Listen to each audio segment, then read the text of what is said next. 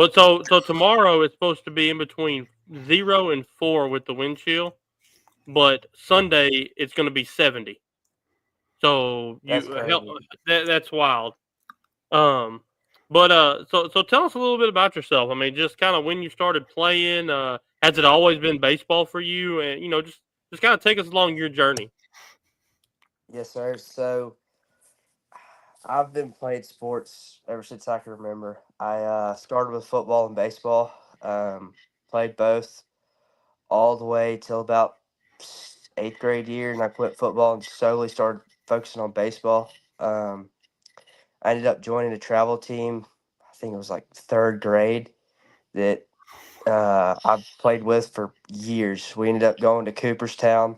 Um, Oh, we nice. placed third out of 104 teams up there.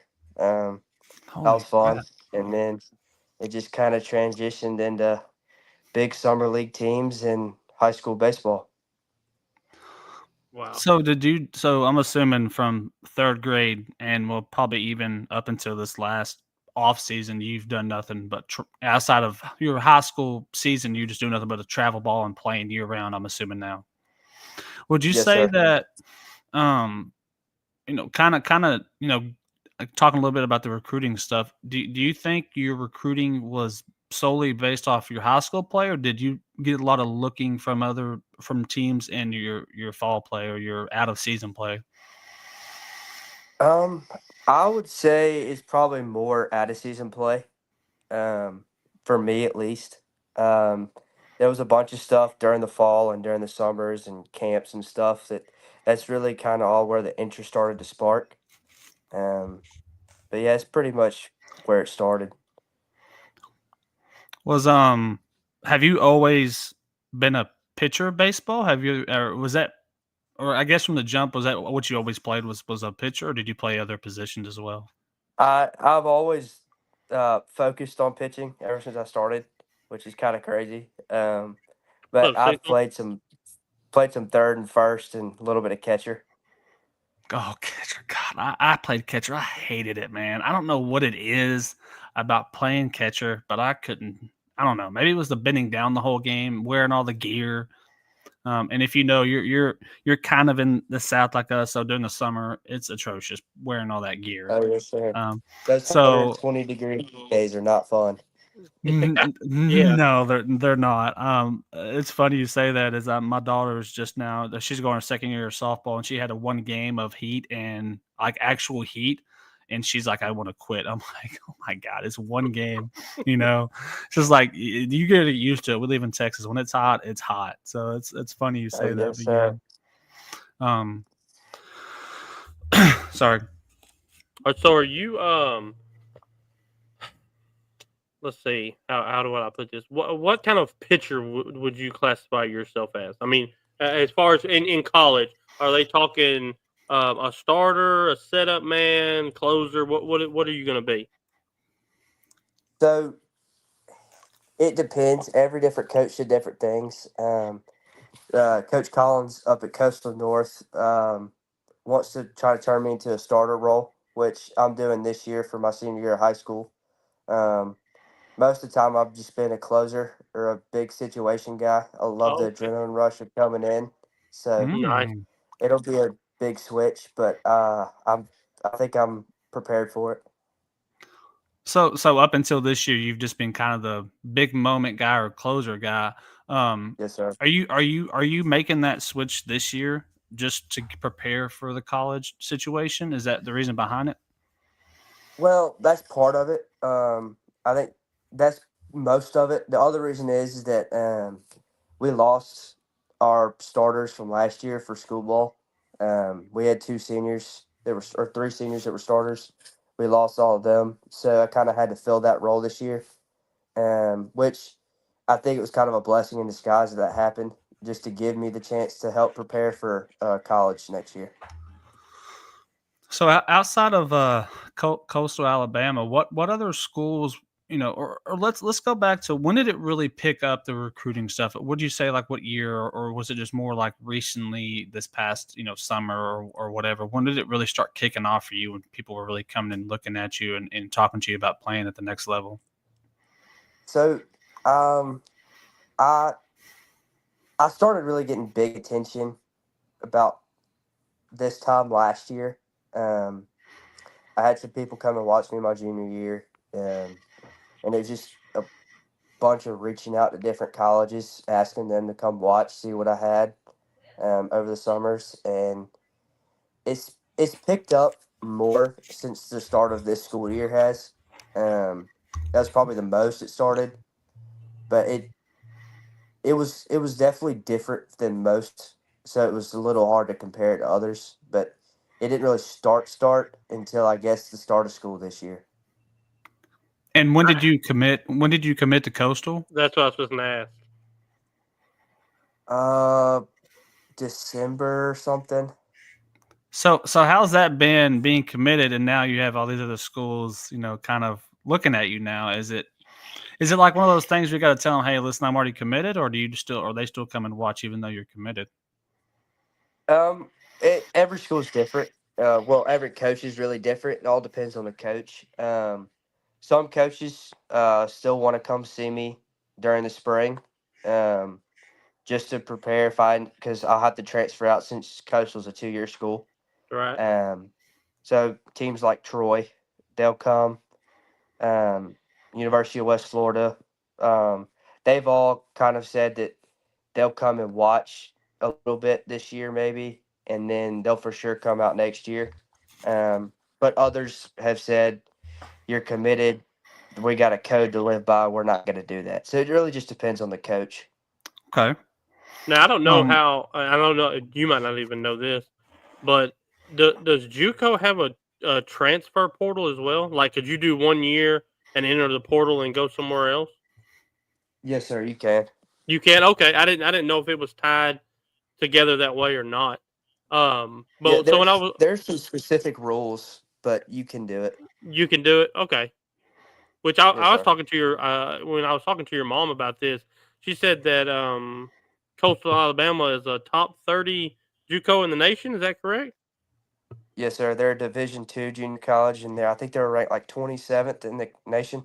Man, that's awesome. wow. Like that's big time. I mean, I don't care what extra ball you. I mean, we had a kid that was NAIA on here, and you're playing ball at the next level. It doesn't matter what it is. It's awesome. But to be a top 30 JUCO um, school is awesome in and of itself. Yes, sir. I was blessed to get the chance. I was Yeah, thankful for Coach Collins and everything. for What sure. was I mean, I know there was other teams looking, but was Coastal the only one that actually offered you, or did you have other offers as well? No, sir. Before I made the decision to go to Coastal, I ended up having like it was either 12 or 14. It was somewhere Oh around wow. there. Was there any Yes, sir. D1 schools? Some small D1s.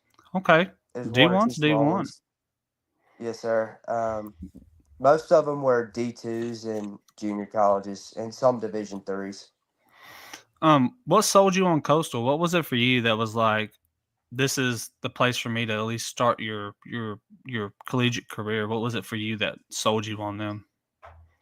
Well, it's actually funny. The first coach, like their coach now, his name is Coach Griff. He great dude. He's been coaching there for 30 plus years. He's Oh, got several state Oh, wow. championships under his belt. Um, he really built the program, and he's got a lot of status under his name in Alabama for baseball. Um, and that's who I really started it with him. And when I found out he was retiring, I got a little skeptical, but I got to meet the coach that was coming in for my freshman year, Matt Collins from ULM down in Louisiana, and he's got incredible amounts of experience. And he just took this year to kind of watch Coach Griff and see how he did things. And the fact that Coach Griff is still going to be hanging around the ball club is going to be that was something that really sold me. Just the status of those names. So that's really what sold me. Hmm. I mean, it's always nice to have a coach that's been there for 30 plus years and knowing he's going to hang around even after he sounds like he wants to retire, but not fully is what it He, sounds he like to don't want to me. get away from the game. He He wants to have ain't gonna one get away foot from in, Yes, one foot sir. out. Yeah, that's what I was Yeah, thinking. he's still coaching up in the. He's got a league up north that he's still coaching in, but he's gonna hang around. So I like that a lot. So what pitches do you have in your bag? Like That's what I was going to ask him too. Yeah, what pitches do you have in your What's bag? I want to on So top of that, what's your go? I want to know what your go-to Three, pitch three, is. Like three, two, bottom of the ninth, 3-2, bases bottom of loaded. the What are you throwing? What are you throwing? Yeah, that's exactly what I want to know. You're throwing a heater. I can already tell. You like the big moment. You're no, giving them the I'm a big changeup guy. I love my changeup. Ooh. I was gonna say the curve, man. I feel like you could throw a mean curve for some reason. I don't I got know. another. But I got Yes, another sir. one for you. Who do you mirror your game after? What pitcher kind of inspires you in the big league? that's hard. I I know mean, that's hard. it is hard. Just because of like size and things like that, I really like. Oh gosh, Bruce Dark Adderall. I like him a lot. Okay. He's somebody who I kind of looked up to. Greg Maddox. He's a wicked changeup Oh, guy. that's a good one. Yeah. That's a good one. Yes, His sir. changeup is nasty. And a little bit of Pedro Martinez. He was somebody who Pedro, really Boston Pedro was something else. yes, sir. And That's maybe y'all really, can answer this for me. Who's the pitcher? The pitcher that was really good last year. I think he plays for the Pittsburgh Pirates. He's a young cat. He's so good. Is that the Oh, right Paul team? Skeens. Paul Skansky or something like that. Paul Skeens. Yeah, Paul that dude. Skeens from Was, Skeens. Louisiana. Yeah, from LSU. that dude is insane. Yeah. He's something crazy. And what he did last year was insane. So do you bat? I know in high school I think you do, but in college, would you bat in college, or are you strictly a pitcher? No, sir. I'll strictly be a pitcher. Strictly a pitcher. So what about in high school? You do bat, right? I bet a little bit. Bat a little bit. I bet more during the summer than I actually do in school ball, which is kind of funny. Oh, okay. But I won't hit in college next year. You won't. Okay. Are y'all any good in high school? Your high school team? Yes, I was a part of the team that made runner up in the state championship my sophomore year, so 2 years ago. Okay. We always have a pretty strong program. I think last year was the first year we did not make a run at playoffs in probably 10 years. Oh So, wow. What's how's it looking for y'all this year? What you thinking? Starting off, have y'all played any games yet? yes, sir. We have three. We've played three right now. We've started off first game. Started off strong. Ended up winning 21-0 against Murphy High School. This is That's baseball, that right? game, This so is it's baseball, fun. right? Are we talking about baseball or football? Because that's a football score, not a baseball score. Golly. No, it was a crazy game. I got to throw that game, and we played 5 innings. That's insane. Yes, sir. 21-0. It was fun. My stat line that night was crazy. I threw 5 innings. I had 14 strikeouts, no hits, no runs. Jesus Nice. Christ. Nice. So how fast do you throw your fastball? Just I bet up to 90. up to 90, Jesus. smoking Yes, sir. Golly. Yes, That's sir. insane, All, man. my other pitches, they're all about 10 to 15 mile an hour slower, so they got some good speed differences on them. The good speed difference. Yeah. What are you? Curve, change up, fastball? So I throw a 2-seam, a 4-seam. Well, it's really more like a sinker, sinker, 2-seam, a 4-seam, changeup, curveball, and a slider. Oh, you do have Dang. a slider. Okay. So you got a bag Yes, of sir. pitches. You ain't a few trick pony. You're a whole trick pony. Yes, sir. So what so you say that you have the opportunity. Are you saying like Derek usually asks this, but has there been from Coastal? Obviously, you still have you're still in high school, but going into college next year, is there a chance for you to actually have a starting role, like them actually play you as a freshman, or is it just kind of come in, work hard, see how it goes, type thing? So that's another thing that really led me to choose Coastal was the fact that I'll get playing time. Right. So their big thing was is that they're coming in next year and they're losing a bunch of their starting guys. They'll have a bunch of relievers and clovers left, and they're going to get some this year in my grade. It's just that they're losing a bunch of their starter roles. So if I can come in and fill that position, I'll get playing time. That's awesome. I That's mean, awesome. Yeah. going to a top 30 JUCO school, and the chance to get to start some games, being that rotation is it's got to be huge for you as a freshman. Um, and Yes, sir. and you said this is only it's a 2-year school, so after your second year, I'm going to assume that you will go play more, right? Yes, sir. That's the hope. So Yes, that's the sir. hope. Yeah, No, for no. sure. Hey, we don't. Hey, no hope, man. You will. Yeah, you got to put it out Yes, there. sir. Um. Well, it's gonna be fun. It's gonna be interesting to see what happens with my major and everything that I want to do. It's gonna be a little more different, so I might have to end up just deciding to keep playing baseball longer if it comes down to it. What do you want to do? I want to be a forestry major. Forestry major. You know who has a great forestry program? Mississippi Don't State listen and to him. The Auburn. Don't listen to University him. of Texas Don't A&M listen. Fighting Aggies. Don't listen to him. A great, and you're talking a top 30 JUCO school. I'm talking a top 3 forestry service school here. I'm just saying, and they're ranked number 1 in the nation in baseball right now. Just saying. Just That's saying. true. That's true. So kind of piggybacking off of that, if you had to pick a school, any school in the nation to play, where would you go play? Auburn. Auburn Auburn. University. Oh, 100%. you a War Eagle? Yes, sir. I Oh, have such a deep family history there. It would be so much fun to play at Auburn. well, So one of our followers said, "Come to Florida." He's a Florida guy. Come to Florida. Well, I don't know about that. I mean, they're still orange and blue, but they're not the right orange. They're not the right or. That's right. Cecil said not Big the right Auburn order. guy. I like that. But yes, sir. I got a bunch of family. Both my parents went there. My great uncle played football there, coached there. So Wow.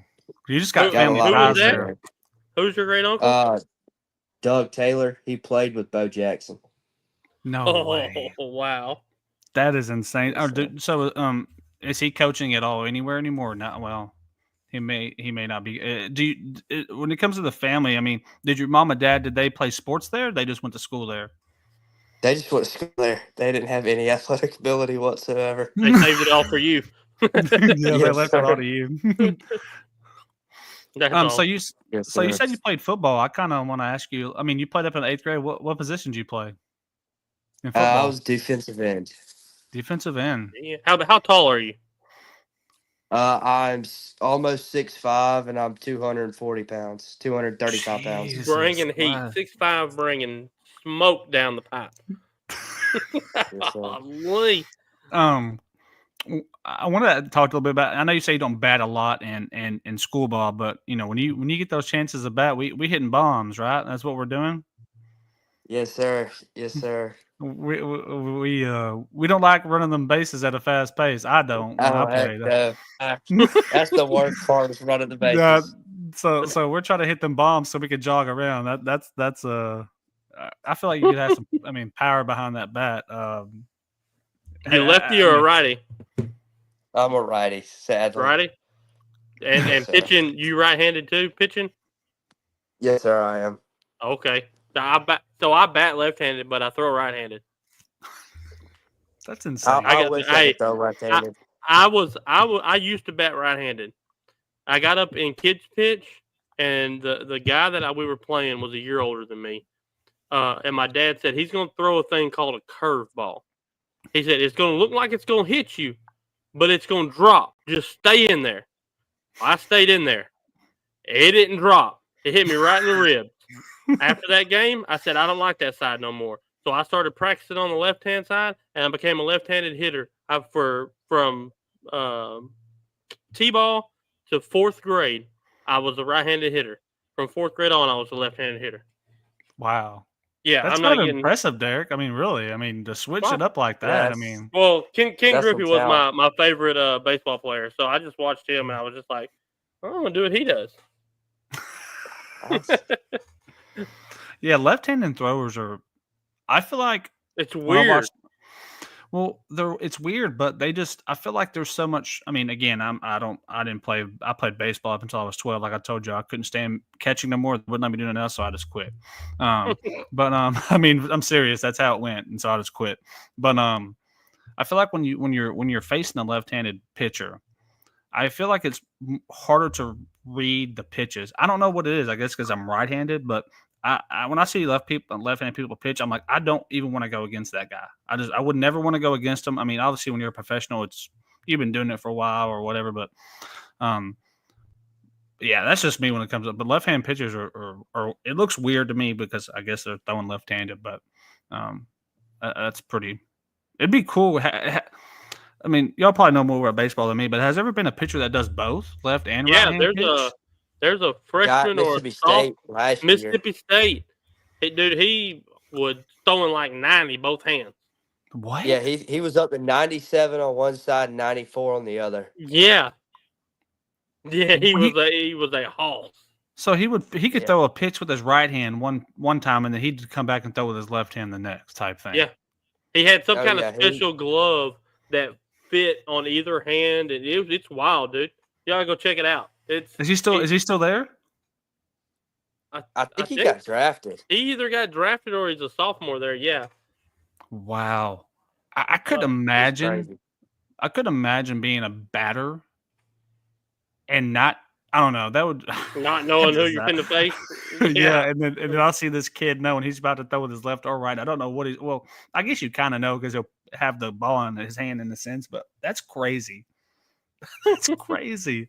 Um, so man, kind of something I like to ask towards kind of the end is, what's been your biggest accomplishment, so far in your young career, whether it's sports or anything. I'd like to know. I'm interested in kind of knowing what something you're really proud of, or it could be the scholarship. I mean, it could be anything.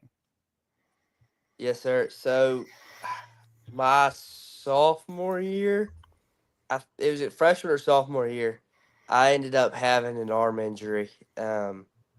I had a procedure done called an ulnar transposition, which is where they take the nerve that runs right along the UCL and they move it. Um, Mm. I had excruciating pain. Like I couldn't move. Like it was awful. Um, so I ended up going down to Andrews Institute down in Florida. Um, got surgery, got it moved, and I had it flare back up in my shoulder this time and some of my back. Then like after surgery and everything. So I took some more time off, and I never really thought that I knew I'd get back. I just didn't think that I would be able to come back stronger. Um, it was just one of those things where every time I picked up a ball, I never felt like it was there. mm, And it's just being able to come back from something like that where it's always there. It's just never as bad anymore, and I know that I can still push through it and get to where I want to be. That's probably the most thing I'm proud of. What was it? Just throwing that caused that injury? Just a lot of throwing. I mean, playing. You said you've been playing since third grade, which is what 8 years old or so, something like that. Is it just from throwing all these years? They said they didn't really know. They said it could have been a combination of things, but it's in my back. It's like I have nerve problems in my back and in my shoulder and in my elbow. Um, they were just saying they didn't really know. It's just that the elbow was the place that is affected the most by throwing, so they just decided to fix that one. And so, how long from the time it happened to what was that full recovery like? What was the timeline on it? Since I guess, I'm not going to say it's not fully healed or you don't have complications, but when did you start feeling comfortable again? It felt somewhat normal again. Uh, I would say the first time I threw and I felt good was probably a year and a half, year and a little bit past, year and a half, a little bit past that after the surgery. Wow. So, like sometime last year, Yes, sir. roughly. It was like 11 months of rehab, and then I started throwing again, got back into it, and it just 2 or 3 months went by, and it just started hurting again, just in my back that the next time. So I took another break, and last year it really started to feel really good, and that's really when I made my big velo jump in my fastball. Mm. Wow. What was during that time? Obviously, it had to be a rough time for you. Kind of, where were you at mentally during that? If you don't mind talking about it, I mean, that had to be a tough time for you. Yeah, it was. I would say I did everything I could to stay connected to baseball. There were moments where I felt like I had to get away, so I'd go hunt or go fish or something. Um, but I tried to stay connected as much as I could because the love for the game that I have is so strong that when I wasn't able to play, it really took a toll, and I came back stronger and better than ever. Wow. That's I mean, Mm. that's awesome, man. When you said hunting and fishing, I'm like, well, when you live in the sticks, ain't nothing else you can do is hunt and fish. So Yeah. gotta Yes, gotta Yeah. sir. do something to get your mind off the game. What kind of Yes, hunting you sir. like to do, or what kind of hunting and fishing you like to do? Well, since we live down here pretty much in the bayou, southernmost part of Alabama, so pretty much everything. Offshore fish, inshore fish, turkey hunt, deer hunt, duck hunt, pretty much everything. You You like just like bow shooting fishing, stuff, huh? Yes, duck hunting's my favorite thing to do. duck hunting? Get Yes, out on the Mm. sir. water. Get out in the water. Just shoot them things. Man, I'll be Yes, sir. honest.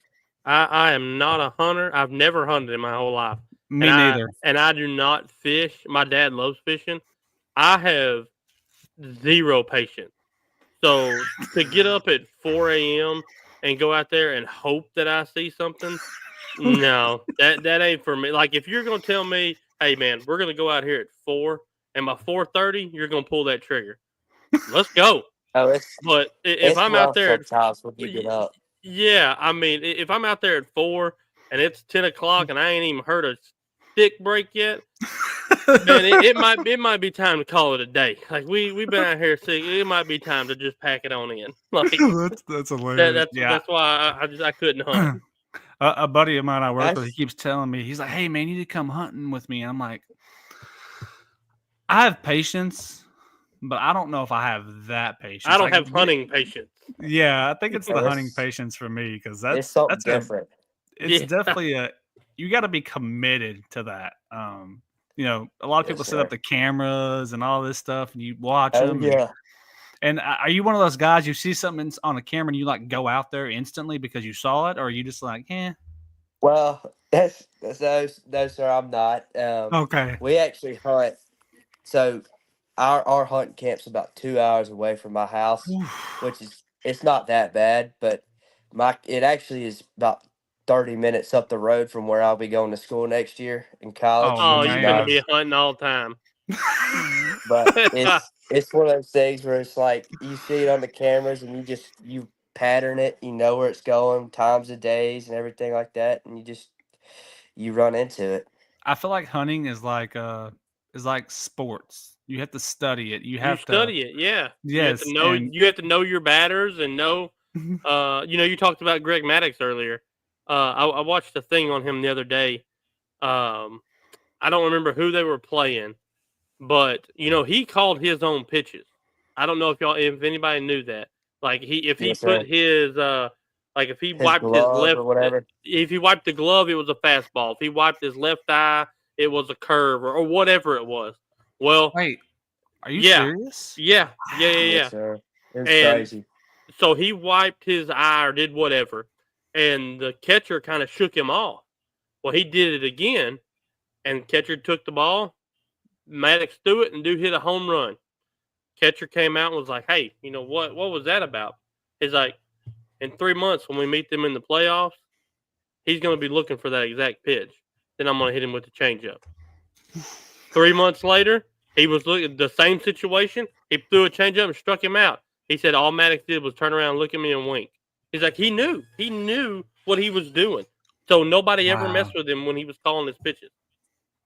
He was a Who true student of the game. Like Oh, he's somebody absolutely. He that, reminds me of Peyton Manning. yeah, I Just can see that. he knew what to do, and dude, he was unbelievable. Yes, sir. you They're know, both great athletes too. Yeah. speaking of that, how does that work with a catcher? Like, who is actually calling the pitches? Is it you? Is it the catcher? Is it the coach? Like, how does that work? I mean, because you have to be on the same page and have that chemistry as a catcher and a pitcher.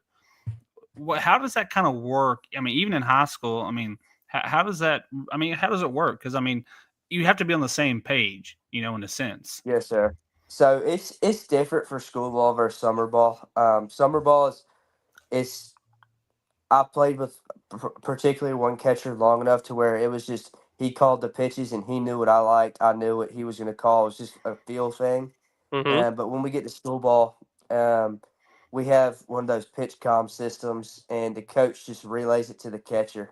So that's how we do it. Oh, Oh, so okay. so your coach is actually calling the pitches in a sense. Yes, sir. They got a little Now, walkie-talkie system set up and everything. wow, that's cool. Now does the coach is he calling it based? Is he just really? And this sounds. I don't know if I'm saying this the right, but does he wing it? Is it a wing it situation, or does he like do it based off strength of pitcher or situation, or I mean, or is it just him It's a deciding, hey, little I bit want of It's a little bit based off the pitcher, and the hitter and the situation. It's mainly those three things. But I mean, my pitching coach at school and we've talked enough to where he knows what I like to throw in certain situations to certain types of batters, whether they be people who hit the ball far, or they're a contact guy, or they're an inside hitter or an outside hitter. We've talked enough to where he knows what I'm comfortable with and what I want to throw. That it's where really before the catcher even puts it down, I already can expect what's coming. Nice. It's interesting. I didn't know how that worked. I'm sure it's different everywhere, of course, every school, every Yes, level, sir. but it's just kind of interesting because I feel like that chemistry has to be there. Even when the coach is calling it, there's got to be that chemistry with you and the coach as well. Yes, Comfortability and sir. situational stuff. So that's pretty cool. The walkie-talkie system, I've never heard of that. Is it in the helmet, in the catcher's helmet? Is that what Yes, that sir. is? So Or it's like the coach has a walkie-talkie, and the catcher's got a little transmitter that clips to his chest protector, and he's got a little earpiece that runs up inside his helmet. can he tell the coach, no, I don't want that pitch? I'm just curious. I'm not No, he can't. okay. He can't. No, he can't Now, talk back. He's just is it college or pros that the catcher has something on their leg and it shoots the pitch to the pitcher? I haven't even seen that. what, Derek? Is that? Have you? Has that? I for I've real have never heard seen of it. that. Like the catcher will put his glove over his knee, and you'll see him do something on his leg, and the pitcher will like turn his hand over. He has like a little digital wrist thing, Oh, and I he'll have seen Mm. those. yeah, that's pretty neat. Like that's kind of what I was thinking about until you said the earpiece thing. They do. It's kind of like a Fitbit almost. It's got that Almost like screen a and Fitbit. Yes. it flashes up this pitch and the location. I've seen Yeah. those. The catcher Wow, Yes, puts it sir. in and it goes straight to it, dude. It's crazy. Like technology. That's back in the day, Nolan Ryan, insane. he pointed and threw. That's all he did. Like he didn't need all that. And just it was either hitting the batter or he was hitting the glove. It didn't matter to him. And Like I got a it, question for you. Greatest pitcher of all time. Who you got? mm, dang, you're really I putting know them on the spot. I am, and I know you're a little you're a little young, but I'm curious.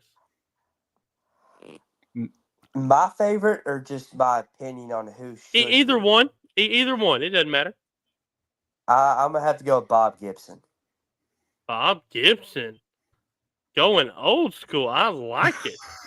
I Yes, like sir. it. That's a pull from the hat. I wasn't expecting that. I was thinking you were going to take Randy Johnson or, somebody in modern era. Bob Gibson. Nah, I'm a big Bob Gibson fan. We play a game on the bus riding to games and stuff called Pete Rose, where it's like you start with the baseball player, like you have to say their first and last name, and whatever the first letter of their last name is, you have to come up with another player.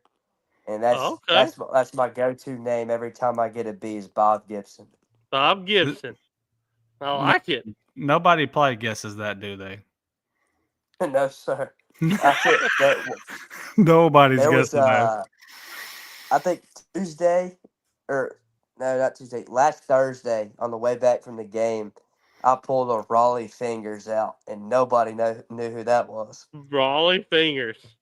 Man, they don't want to play trivia with you no more. I'm surprised they haven't kicked you out yet. They've tried Throwing all to. these people out that they don't know who they are. They're like, why can't you pick somebody that we know? That's hilarious. When it comes to pitching in high school, is there a pitching clock in high school? I know there is in like professional, but is that a thing in high school and college? I didn't know. That's why I'm asking.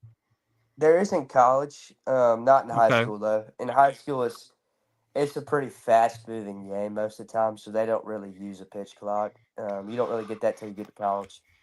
So yeah, and we kind of talked about this other night because we had a guest on that plays. She plays lacrosse, and they in college there's a shot clock, aka pitching clock type thing. Do you think that will ever transition to high school to get people prepared for college? Because I mean, in high school, I guess you can take your time in a sense. I mean, I'm sure it's a little bit more fast paced in college because and in professionals because obviously there's a shot clock, but it's more. I'm not gonna say more detailed, but do you think that will ever happen, from your opinion, in high school to prepare people for the next level? Has it even been talked about? I haven't heard of anybody talking about it being added to high school, but I do think it will come eventually. That's one of from all my buddies that I've talked to that have went on to play college baseball. That ones at Wake Forest, ones at Auburn. All of them say that Oh, wow. learning how to pitch with the pitch clock is one of the hardest things to do, because most of the time you have a natural rhythm that you like to follow when you're on the mound. Mm-hmm. And it's just when you get to that pitch clock, you start to rush things, and it's just that's probably, they say that's one of the hardest things to adjust to.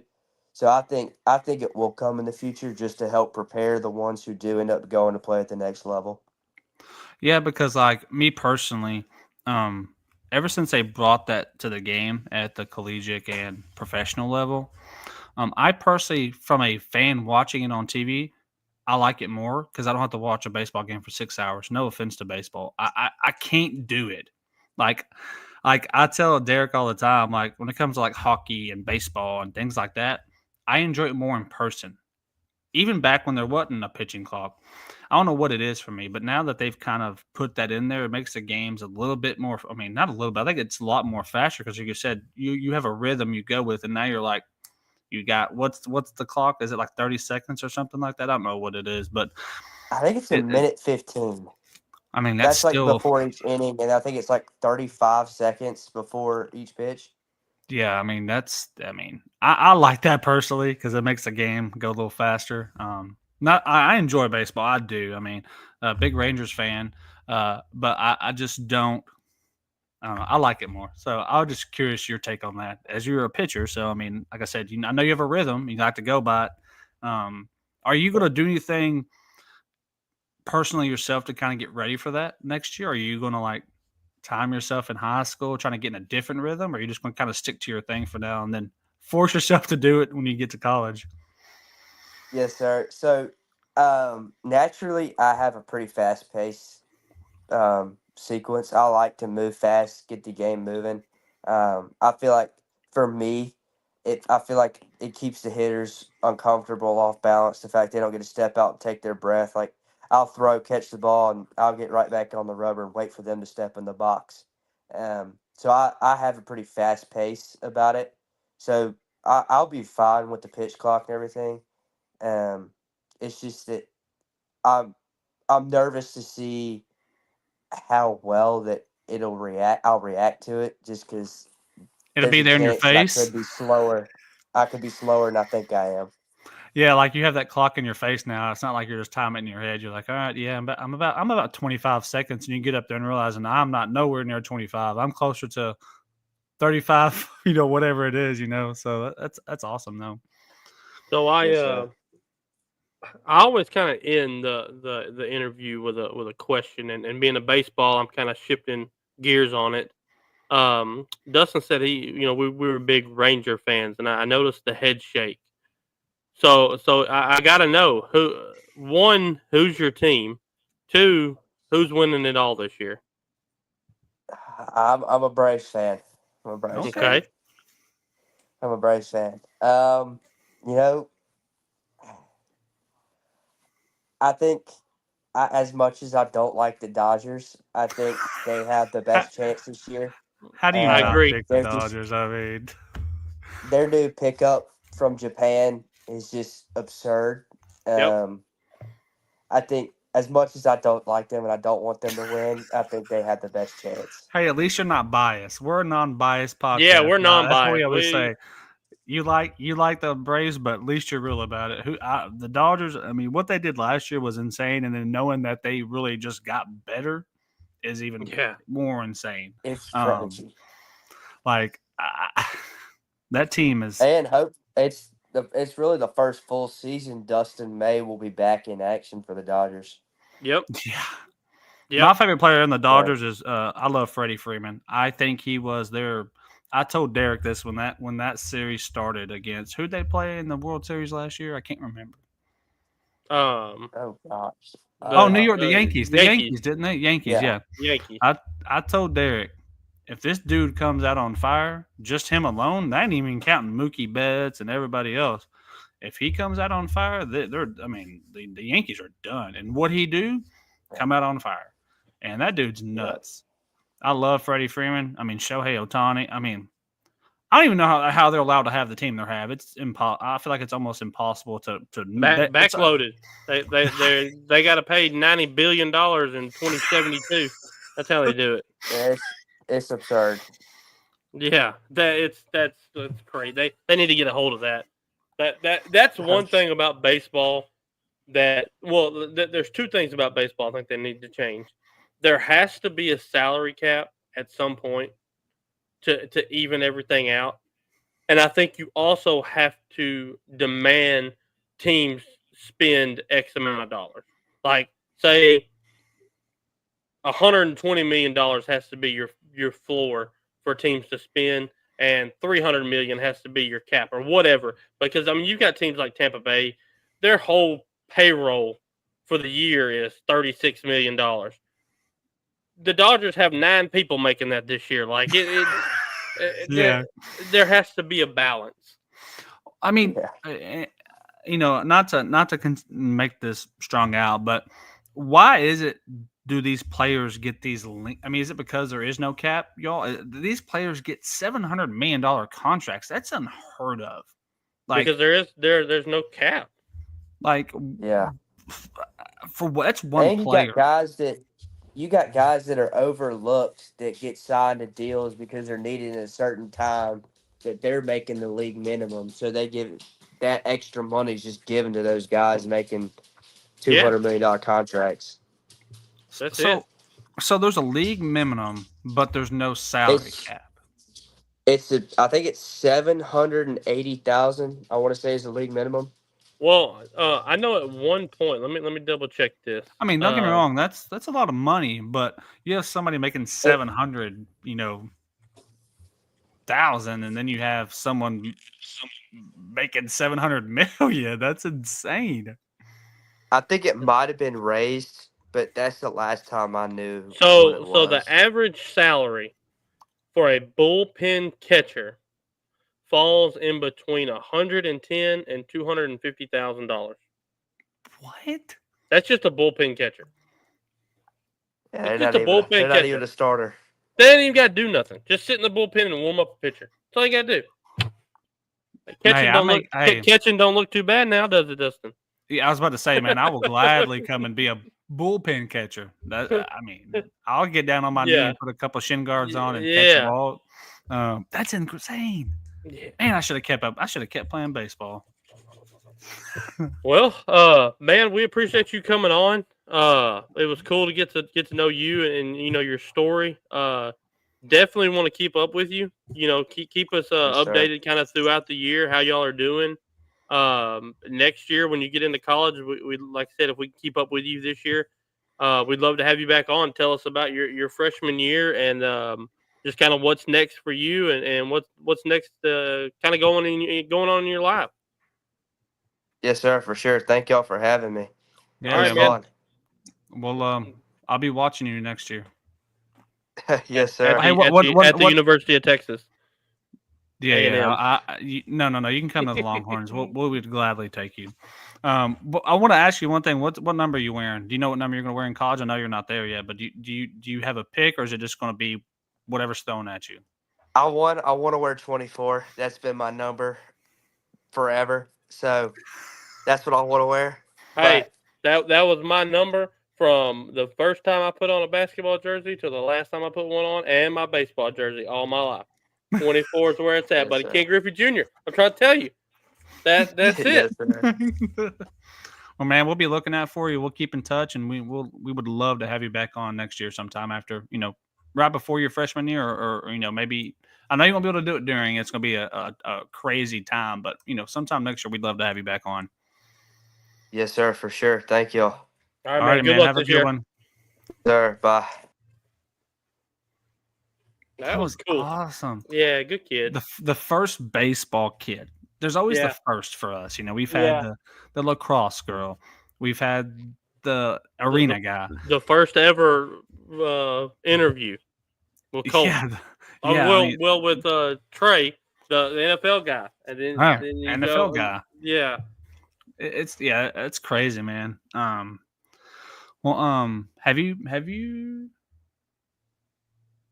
Have you heard from Sean? No, I have not. I'm about to message him. Uh, But anyways, we can well, since we're waiting to see if he'll get on, let's do the poll. Let's go ahead and do the poll, or polls if you want to do both of them now. We can. well, I only did the one. Okay. Well, I let's knew you did one poll. Yeah, Let's, that's all I yeah, did. I was going to save the other one for Sunday. That was going to be Gotcha. my Sunday poll. Okay. So everyone, so Derek, tell them about the new segment, our poll segment we have going on. So we started. Me and Dustin were talking the other day, and I don't remember how. Or I mean, me and a coworker were talking the other day, and I don't remember how we got on the topic. And we just kind of started comparing, basketball players. I think he's 19 right now. He might be 20. And I'm 38, so there's a big age gap there. To what athletes we watched and what kind of we grew up with. And I put out I told him, I said, man, what about who do you like, Carmelo or Jason Tatum? And he was like, oh man, Jason Tatum hands down. And I was like, what do you mean by hands down? Like what do you mean? Oh, he's like, Jason Tatum hands down. He said, well, I really never watched Carmelo. I said, okay, before you say hands down, you need to go check out Carmelo Anthony. You need to go check out Prime Melo. Yeah. And then I talked to Dustin about it, and I was like, let's make this a segment. Like, let's go player for player. Kind of, it doesn't even have to be older generation, newer generation. It can just be kind of somebody. And we wanted to make it the same position. I know, like the NBA today is positionless because there's times LeBron's the point guard or Wemby's the small forward instead of the center, or, whatever. So I kind of wanted to try to keep it the same. And so this week's poll was Prime Melo versus Jason Tatum. And there was kind of some back and forth on when Prime Melo was. Was he in Denver? Was he in New York Prime? I think there's a stretch about the last and we'll bring him on. What's going on, Sean? Hey, what's going on, Sean? Good evening, everyone. How you guys doing? Good, man. How are you? Good. Sorry, I'm a little late. No, man, you're good. I didn't want to interrupt your interview either, man. Because you should have hopped on, man. You guys, you would have loved it. You're the baseball guy. You would have loved it. I'm glad somebody else thought that they would have trouble adjusting to the pitch clock too. Because I'm like, I don't know how you go. Like, I don't know. That's but that was a great interview, guys. Thanks, but yeah, so, you could hopped in. So the poll closed, and 81% picked Prime Melo over Jason Tatum. 81%. And like I said, I don't know where you consider Melo's prime. The late Denver years, the early New York years, that whole stretch.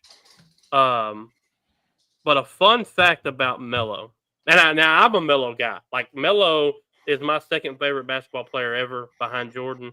I watched him at Oak Hill Academy. I watched him at Syracuse. I've watched his entire career. But a fun fact about him is he is the only player ever to win Rookie of the Month, but not win Rookie of the Year.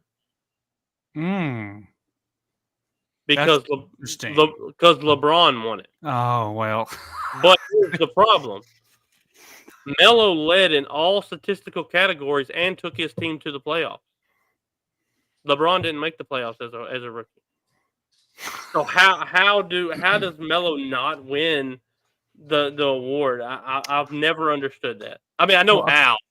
I know how. Well, we all know now when it comes to awards, even at that time in the the early 2000s ish Yeah. time frame. It's all fan favorite. That's what it is. It's a fan favorite / these commentators. It's who their favorite is. It isn't always who's actually the best. I mean, Yeah. it's just the truth. It's just how it is, and it's been always been that way. But to kind of talk about I think personally, like I pick Carmelo on this as well. Not that Jason Tatum's not good, but obviously the errors are definitely a little bit different. But I think his prime was end of Denver, New York. Mm-hmm. Like that's where I consider his prime. Like he was great in Denver, but when he got to New York, I think he really shined. Now I don't know this, and I don't know if y'all know this, but did he ever win a championship? No, not in the NBA. He won a I hate natty that. as in Syracuse as a freshman. Right. And never. The closest he got was his last full year in Denver, because he was traded mid-season the following year. But his last full season in Denver, he lost 4-2 to the eventual champ, the Lakers. Kobe actually said, and now we all know Melo doesn't play defense. Like Melo does not play defense. Like I mean, we know that. Everybody knows that. Yeah. But Kobe always called Melo one of his toughest matchups. Now, how does a guy not play defense a tough matchup for one of the greatest to ever touch the basketball court? Like that was always weird to me. But I think it was the physicality that Carmelo brought. I mean, he's 6'8", 240. And he could be an ISO scorer. He could be a post-up guy. Like, if he got hot, he was heat checking it. It didn't matter. He's crossing half court. He's slinging it. That's who he was. He was to me one of the best when he got in that mid range. Oh, one of the top five. Good luck. Top 5 mid range scorers ever. He could post you up. He could take you off the dribble. I loved his footwork. He had phenomenal footwork and you know, Carmelo, we talk about, and I'm going to bring this up because it's kind of a sort of a comparison, maybe not that bad, but Carmelo, when you look at him, he doesn't even look the most athletic, kind of like the Luka Doncic yes. fan. Yes. No, I'm serious. Like Carmelo isn't ripped. He's not a LeBron James out there at 260 looking like he's on roids. I'm not saying he is, but like Carmelo kind of has a flappy body. He's not, he's kind of like Luka. But he came in like that. Luka didn't come in like that. We figured that out. Oh, he'd been drinking too much beer. But yeah, I think Melo wins this. Again, I'm not taking it away from Jason Tatum because no, he's a champion. He's the Finals MVP. I mean, no, well, he didn't get the Finals MVP. Jaylen Brown got it, but I mean, I will say Carmelo on all the teams he was on, not arguably, he was the best player, right? On Denver and New York, yes. But when he went to Oklahoma City, he wasn't. No. I mean, when he left New York, he wasn't really in his prime. I mean, he kind of was. I mean, he was at the back end of it, but like, I mean, my personal opinion, it could be Jaylen Brown and or Jason Tatum. Like, I'm serious about that. Like, Jaylen Brown is a very underrated player in the league. Like, generally, like on this team, like, but I've got to go with Carmelo on this. Prime Carmelo was different, man. Different. One thing too, I'm kind of looking at like just like you said, his prime years and everything like that too. Looking at comparing their whatever honors and awards and all that stuff, is that Carmelo Anthony has 6 All NBA teams compared to Jason Tatum's 4, but Carmelo has 0 All NBA first teams and Jason Tatum has 3. Yeah. How do you have like a scoring title? You know, lead a team to 54 wins, and you never ever in your career in 19 seasons being the scorer you are and get to an All NBA first team? Yeah. Yeah, that's what I'm saying. It's just like it's not like I feel like when we give these awards out, every sport across the board, not just basketball, but all of them, I feel like it's a favoritism thing. I mean, look at the All-Star game. It's also the era too. I mean, you think about he came in 2003. Okay, so let's just give him a 10-year run. Say 2003 to 2013. You had LeBron, you had Kobe, you had Bosh, you had Wade, you had Shaq was in there, you had Duncan, you had Tim, don't leave my boy out. yeah. I mean, you there was a plethora of Hall of Famers in that 10-year span. Yeah, Right? Dirk Nowitzki, don't leave him out. And that's where it gets was because there was times in Denver where he was the power forward. Kenyon Martin was the center. He was the power forward. And it went kind of trickled down. But that's something that's impressive to me as well. That Denver team that he took to the Western Conference Finals, it was an aging Chauncey Billups. It was J.R. Smith before J.R. Smith went crazy. J.R. Smith, yeah. It was Marcus Camby. It was Kenyon Martin. It was Birdman. Marcus Camby? Birdman. Carmelo. I mean, it was a bunch of, it's like the Bad News Bears, bunch of ragtag people, and they went. Now they lost 4-2, but still, yeah. So that I thought that was a good. And I was talking with a guy about it, and I was like, "This guy's nuts! Like hands down, Jason Tatum. Are you kidding me?" And so I've been sending them links for like 2 or 3 days now. I'm like, "Hey, check this out. Hey, check this out." Man, he said I was not familiar with his game. I said, "Well, now you are. Don't you ever say hands down." Hey, all right, Derek. So since he was like your second favorite player of all time, where would you have loved to see him play?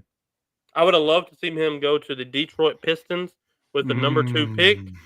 He would have had a ring before Dwayne Wade, LeBron James, Chris Bosh, and he would have at least had 2 rings. Okay, I love it. And he would have won it his rookie year because that was with Billups, Rip Hamilton, Tayshaun Prince, Rasheed Wallace, Ben Wallace. Either he could have been the 6th man or Tayshaun Prince would have became the 6th man off the bench. They lacked like that scorer. They were great defensively. Rip could get you some points. Rasheed could get you some points. But their goal was, I forgot whose pick that was that they had for the number 2 pick. I don't think it was their own. But they wanted to beat teams 84-80 or something like that. Like that's how they wanted to beat teams. You add a score, now you can beat teams 95-87. Like you didn't have to hold them to 80. Like you had that leeway. But yes, that would have been my ideal spot for him. But I loved him in Denver. Like I said, he revitalized I'll tell you what I hate, and it's an absolute. It's so bad. What number is Nikola Jokic? I don't even know what number he is, to be honest. Nikola Jokic is 15. Guess what number Carmelo Anthony was in Denver? 15. How do you do that? How do you do? Both of those jerseys should be hanging in the rafters. I was just about to say that. Because Carmelo made Denver relevant again. Jokic he didn't pass the torch to Jokic because there's a gap there. But, Jokic won him a title, and that so he'll get his in there. But if Melo doesn't get his jersey retired in New York, which I don't think he will, Denver should hang it without question. But I don't know how you do that now because 15 is Jokic. Yep. That love sucks. it. Well, but yeah, I like this new little segment, the comparison thing. I like that because it brings all generations back together about sports, and I'm excited about it, and we can even go into it, the baseball side of it and the football yeah, side we of it. I mean, will. it's massive what you can do with it.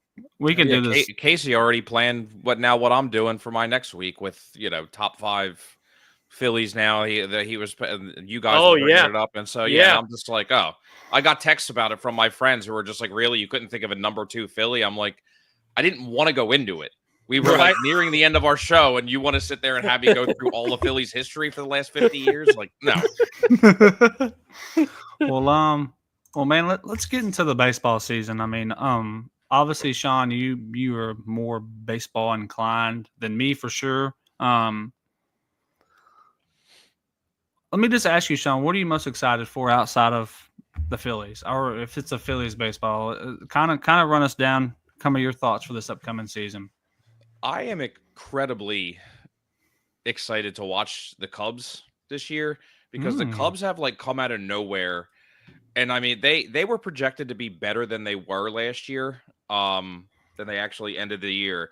And I just remember they made some small moves at the trade deadline, and it really they just couldn't put it together. Had some injuries and whatever, and then they were talking about everyone thought they were going to lose Bellinger, which was going to set them back. They didn't. Then they traded for Justin Tucker, who was going to be a free agent, and it's just like some of the moves that they're making. I'm like, man, like they went after one of the top 3 hitting and fielding right fielders, and you plucked them from the Astros for really not as much as that the Astros probably should. They should have got more for Justin Tucker.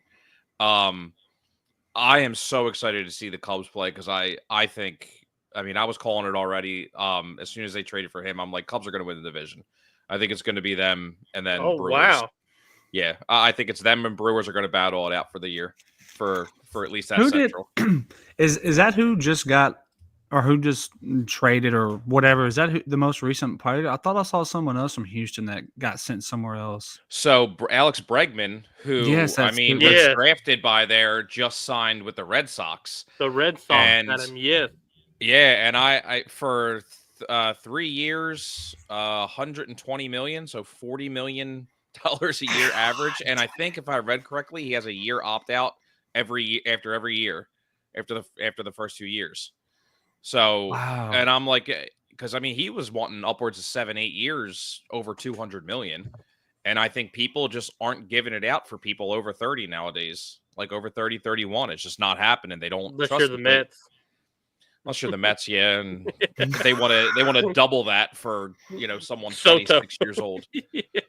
Does that how bad does that send the Yankees back play wise for you? The Yankees? Yeah. Honestly, I wasn't surprised he left because the Yankees weren't going to offer him that much. And I mean, everybody, even you guys probably heard that he was going to the Mets. Even when he was not. I thought he would stay personally, but I didn't know much about the conversations or the rumors. I mean, I don't know because they went to the World Series. I mean, it's kind of hard to leave a team when you went to the World Series, which is hard to do. And I mean, but you know what? It's not hard to do. It's not hard to trade your franchise point guard once you just went to the NBA Finals. Anyway, I mean, no. let's go ahead. We're not on that. We're not on that. Something still sticking with you a little bit there, Derek? No, not at all. Not at all. We're 4-1 since the trade. I am a happy camper. Yeah, I just the Yankees. I think they knew he wasn't signing there. This was their last effort, and I mean they're still going to be good. I mean it's the Yankees, but I mean the Red Sox made some moves to get a lot better. And they surprised a lot of people last year too. The Red Sox they were a lot better than I think people thought they were going to be too, and then kind of tailed off at the end. But them signing Bregman, them trading for Garrett Crochet. They're going to get Tristan Casas back at first base, who, I mean, has the potential in that ballpark to hit 30 home runs. Bregman is hitting the same ballpark, just a little higher wall in left field now. Yeah. But the Yankees, I mean, I think they'll be all right. They still have a very good lineup. And my thing with Soto leaving was once Ohtani signed his deal, they were already projecting when Bryce Harper signed with the Phillies in 2019 that Soto was going to get probably $500 million. And that was 5-6 years ago. They were saying Soto's probably going to get $500 million, and I don't know. I don't think anybody's worth that yet. Like that's just ridiculous. But it really was not surprising that he left. It wasn't surprising. We were all here just like, can you just hurry up and sign with the Mets? We know you're going there. Don't tease this. Let's go. Yeah. I mean, to me, I like Soto. I would have taken him, but he's not a great right fielder. Like you're paying for a DH. You're paying $700 million for a DH, an eventual DH. But the Mets are going to be good. The Yankees, I think they're going to be fine. It's probably going to be them and the Red Sox this year. And then again, next year in 2027, the Rays will come out of absolutely nowhere with a lower payroll than the A's. And with somehow a $15 million a year payroll. Yeah, I was just talking about that. 20 players you've never heard of, and they'll win the division by 15 games somehow. It makes no sense what the Rays do. Yeah, it's unbelievable. I actually have. Who did you say was winning it this year? Boston. I think it's going to be Boston and the Red Sox fighting it out. Boston and the Red Sox. Yeah, battling it out I'm sorry, the Red Sox and Yankees. I'm sorry. The Boston's going to be so good they're going to fight themselves. They're going to fight themselves. So I think it's going to be Baltimore and Boston.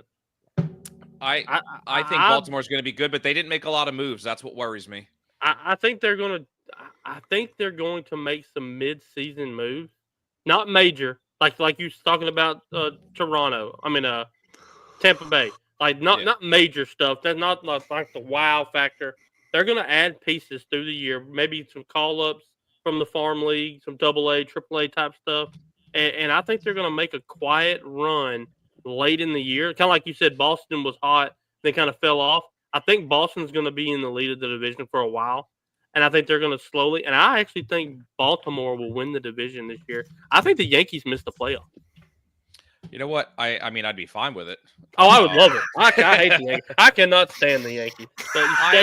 Shave your beard if you play here. It's baseball, bro. I hate that. It's stupid. It's so I mean, it's so dumb. It really is. So it's just like, yeah.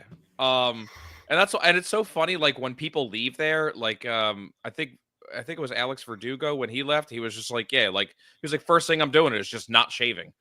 I'm like, if that's what your time in New York is, that's what you're going to remember. Be like, I had to shave all the time. Like that's a miserable time. Like I don't understand. Like, and that's why people call it the Yankee way. Whatever, to each their own. But I'm like, you guys have a really dumb way of just forcing your players. Like you can have a mustache. I'm like this isn't the 70s. Like, come on now. But to your point, I mean, the Orioles are so good. They really are. It's their pitching that I think could really mess with them. But their lineup is so good, man. I mean, when you have Gunnar Henderson, Adley Rutschman. Rutschman is amazing, dude. Rutschman's so good. I think Gunnar Henderson goes off and can hit 30 home runs this year. I really do. Wow. You have Jackson Holiday, who didn't have a good start when he came up last year. I think he picked it up. Jordan Westburg came out of nowhere. I think Holiday's problem was I think it was a little too much pressure on him. Yeah. I think he had a little, because of who he is, who his dad is, I think it was a little too much on him. But he still played okay. Like he didn't blow everybody's socks off like the way that they were hoping. Yeah. But I think he gets better, and I think he has a solid year for them. And I think, like I said, I think they're going to make little bitty moves here and there to kind of inch their way. They're going to stay in the hunt all year. Yeah. And then they're going to make some crazy go get a pitcher from their AAA squad, and he's going to save the day, and they'll end up winning the division. Yeah, they do have a great lineup, so that's the only thing. I mean, when they have Zach Eflin now, who had a great first half for the Rays, and then I know just from watching him with the Phillies, like he just has an injury history that it just creeps up, and then it just nags on him. You're probably right. They'll make a move for like a top pitcher. I really wanted them to keep Corbin Burns. I really wanted him to stay there, but I mean, he lives in Arizona. I wasn't surprised that he went there. Like, why? If you can go play for the team then for the rest of your career and be close to home, be close to home. Yep. Less taxes on your paycheck too. Let's talk about the Rangers. Obviously, I know that's mine and Derek's team. What happened last year with them? I mean, Sean, you're the baseball guy. I mean, I just keep up with things, and I see that they were subpar last year. Obviously, I think it was just injuries. Just Injuries. it Every just took Dallas them out of team. it. Yeah. Yeah. There's something going Um, on in Dallas. Injuries. Every team gets injured, and they just suck. But I think that also What goes, is in the water down there, man? Come on. that's exactly so. you This know is what it I'm is? thinking. It's freaking Jerry Jones is what he. I feel like he just has a play in everything somehow. But it goes to show you. I mean, realistically, that every single Dallas team, whether it be the Cowboys, the Mavericks, or the Rangers, there's no depth. There's no depth. Like if you get hurt, the Mavericks signed a center today. I forgot who it was. He's a 7'2" center, just to have a freaking center on the team.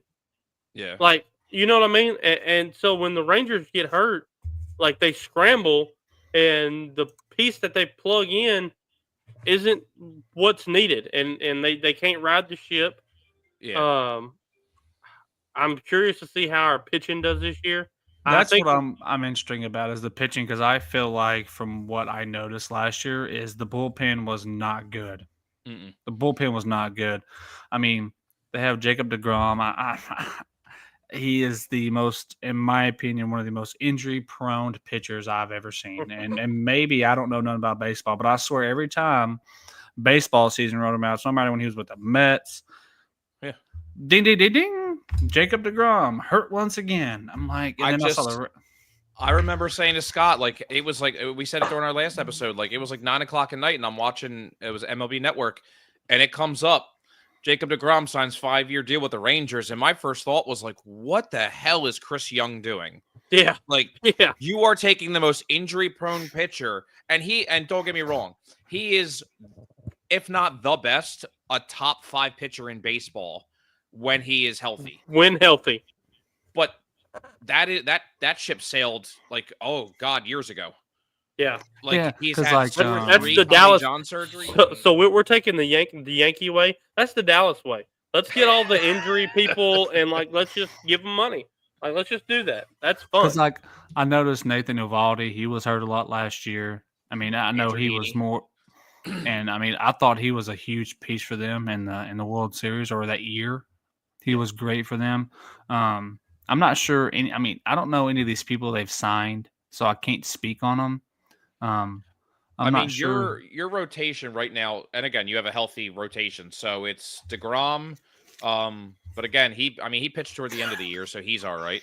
Yeah, Tyler Molly's actually not bad. He's a good. The issue is, it's like he's probably like a number 3 or 4 pitcher, and like it's for you guys. Like now he's going to be your number 2 because you have John Gray who pitched in Colorado for all these years, in a very unfriendly pitcher ballpark. It's where like pitchers' ERAs go to die, and then it's Cody Bradford, and then like Jack Leiter has no control right now. It's your number 4 and 5 are kind of toss-ups. So again, if I agree with you, it's just like it seems like the bullpen, and if the team can stay healthy, I think you'll be all right. And especially because I think the Astros' time is really coming to an end. Like the fact that they 100%. traded Tucker, that to me, I think signaled to everybody that like the Astros are almost done. They're talking about having the second baseman Altuve play left field. I'm like, he's like 3 foot yes. tall. I saw that too. Like, Wait. what are you doing putting him in left field? he's played Yeah. shortstop his whole career. Why are you going to Or put him in left? second, yeah. Second. Or Yeah. second? What I mean, yeah, they're done. So I mean, in y'all's opinion, could the Rangers win that division if they stay The healthy? Rangers are going to win the division. Seattle's going to get second. Yeah, I'd say it's going to be Rangers, Mariners. There you go. And Yeah, I'm gonna tell you right now, if I'm just gonna throw it out there, if healthy, the Rangers can make it to the World Series. I will say depends who. It's going to depend on the matchup. but I'm not going to argue that at all. It No, helped. They showed it the year before. They were showed such it a the year- powerhouse. They had everything. They When had they had Marcus everything. Semien and Corey Seager going, Yep. when you had Adolis Garcia, you have Josh Jung coming back. Josh Jung was out for the majority of the year, and he's like 24, 25, third baseman. Yeah. Third baseman, something like Yeah. that. Mhm. I mean that lineup really Josh can be so Josh dangerous. Jung is insane. I mean, he's good. And then I actually love their catcher Jonah Heim. I think Jonah Heim? he's a phenomenal. He's like, if I remember when he batted at the end of the lineup towards the end, Mhm. but he almost batted like he could be right there in the middle. Like I thought I mean, again, they were very injured, but the previous year their lineup was perfect, and the pitching was just outside of DeGrom. I mean, they had the pieces and they won. And didn't they beat Baltimore to go to the World Series? Is that who they beat that year? 2020. What year are we in? Because they weren't supposed to win that series, and they didn't sweep them, but I think they only won one game against them. And y'all can correct me, I'm probably wrong. No, but you're right. You're correct. They beat Baltimore. And it looks like, let me see, they beat them. American League. Am I reading that? No, they beat the Astros to get the World Series. Yeah, But they beat Baltimore the round before because they made it as a wild card team. That's the right. Rangers. They were just one of those teams. They really came on hot at the right moment. Yeah, but you're right. I mean, they swept Baltimore 3-0 in their division series, and that's when they went 7 games against the Astros, and I think that's. I mean, that was again the Astros were still in their prime. I mean, the Astros just went to the World Series the year before. Wow, they beat us. I'm excited for them this year. I'm excited. I hope they stay healthy because when you look, even though they had injuries, the mindset it's always next man up. And I know baseball is a little different. I mean, a little bit, but I was really disappointed that they didn't make the playoffs last year. They were stuck around 500-ish all year. But the problem was Seattle got a lot better last year. Yeah. Seattle was really good last year. I think they have a slight chance if Seattle last year doesn't get better to squeak in. But the problem was, it seems like the American League in general, there was – I'd have to pull it – I don't have it pulled up from last year, but it seems like there was a few other teams that were just kind of gotten better. And specifically in that division, it was, Astros were there. Even though the Astros started off terrible last year. And no one doubted them either. Everyone was just like, they're going to pick it up. So yeah, exactly, and they did, and they ended up winning the division.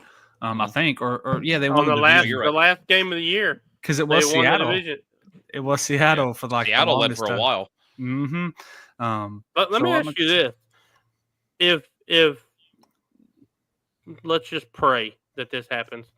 Houston is just atrocious this year. I mean, they're out of it. There's no shot. Do they trade Altuve? Or is he a lifer? I think he's a lifer, but I would not be surprised if they look around because I mean, if they're talking about moving him to the outfield anyway. I mean, yeah, and that's the thing too is because they have this kid Mauricio or something like that, Dubon. I don't know. Who is going to play second? He's like 25, 26 years old. He's pretty good. He's been there for like 2 years already in the majors. And I'm like, but you're moving the 35-year-old. Yeah, you're moving the 35-year-old to left field. And I'm like, I don't understand. And again, it's such a short left field. I'm like, are you only going to do it home games or something like that? No, he is projected. I'm looking at it right now. He is starting in left fielder. Yeah, that's unbelievable to me. That makes no sense. Crap. Is he really still that good? I mean, again, is he still like their guy? Last year he was 9th in MLB in batting average. Wow. 77th. He still got it. Yeah, that sucks. I can't stand him. I mean, really. Just really. Right? Yeah, I mean, last year hit 20 home runs, batted .295, scored almost 100 runs. Still stole 20-something bags. Yeah. Well, his Still legs are so kicking. close to the ground, he can still run and everything like Just that. run, Like not like yeah. us. It's just like Just quick. it's He's quick. I'm 6 foot. It's really hard to get into cover. I have to go for long strides. So Yeah. So okay, Um, so who do you have in your National League East, in your East division? How do you see that shaking? That's where your Phillies are. so me and Scott said the same thing. Scott thinks the Phillies will win the division. And I just said, dude, I don't put the Mets as better than us yet. I think, and everybody in baseball, except probably the Mets, say the Phillies have the best pitching in baseball, the best starting rotation. Mm-hmm. And it really is. I mean, we have a guy who is our 5th pitcher who could be a number 2 on any team right now. That's who we traded for like 2 days before Christmas. And we have if you ask Scott, y'all probably have the number 1 ranked player at every position. yes. Y'all have the best first baseman, the best second baseman. Y'all have the best bullpen catchers. Well, Yes. I mean, y'all are the greatest team ever. But if you go on a lot of Phillies fan pages and stuff, this team is aging, they're decrepit, they're not going anywhere. And I'm like, I am so confused by my own fan base sometimes. It really Right. drives me nuts. It is insane. I think it's going to be the Phillies and Braves still battling it out for first. I think the Braves still have a leg up on us because of their lineup. The Braves are just too good. And Yeah. the only reason that I think we won the division was we put a lot of it together, and we led the division, I think, from May until the end of the season. But the Braves lost their best pitcher. They lost Ronald Acuna. You take those two out, I mean, Where did Acuna go? he I think tore his knee. Oh, he's just out. No, Okay. yeah, he messed his leg. But again, and that is such a big thing. It's like the second time he's done it. Yeah. So I'm like, Hey, I got a he question. stole 75 bags 2 years ago, but I'm like, yeah, those steals are going to start slowing down, man. That's over with. Yeah. I was looking at, or I saw something pop up on my phone, and I'm trying to pull up this roster to figure out, because y'all would. Okay, here it is right here. Vladimir Guerrero Jr. I saw that they Toronto? did not come to an agreement. Yeah, he's going to test free agency. That's huge for Toronto. He's going to get paid, and that sucks for Toronto. Yeah. Because he is freaking good. Now the question he's is, only 27? 25. 25, yeah. So that means he plays for them this year, right? Mm-hmm. Can they trade him if they know he's not going to sign to get something back? Yep. And I think that's what you're going to see.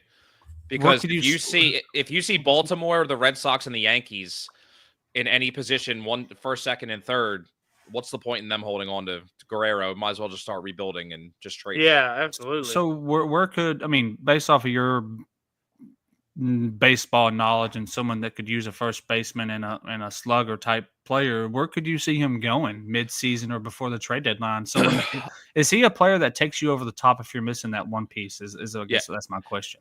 Yeah, because he can hit for average. He ain't going to steal you many bags. He's probably going to be a DH at some point, but I mean, he can play third and he can play first. He played third when he came up, and they moved him to first, but he'll still actively play third.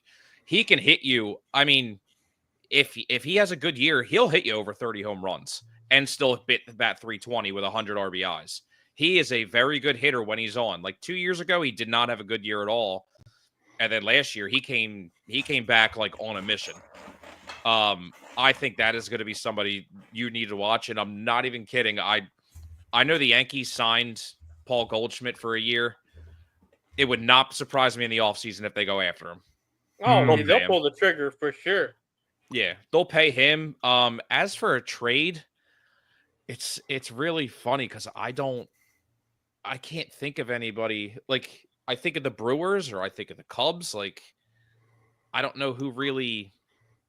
I can't remember who. I think it's Michael Busch plays first for the Cubs, I believe. And if he's not going to sign, if you had any brains in that organization, you're not going to just let him walk. No, you're not going to do like what the Angels did with Ohtani, and they kept him all year when he was at the and everyone's just like, "What are you doing? Do you have any idea the haul that you could get for him?" And they just didn't. But again, at the same time, it's just like, well, they know he's leaving. Why offer you anything really, That's really what I good? was just listening to you say. know? Like, if I know your player's leaving, there's no shot that I'm going to give you my farm for a guy that I could get in the offseason and keep the farm. But it's so crazy. Like teams still do it.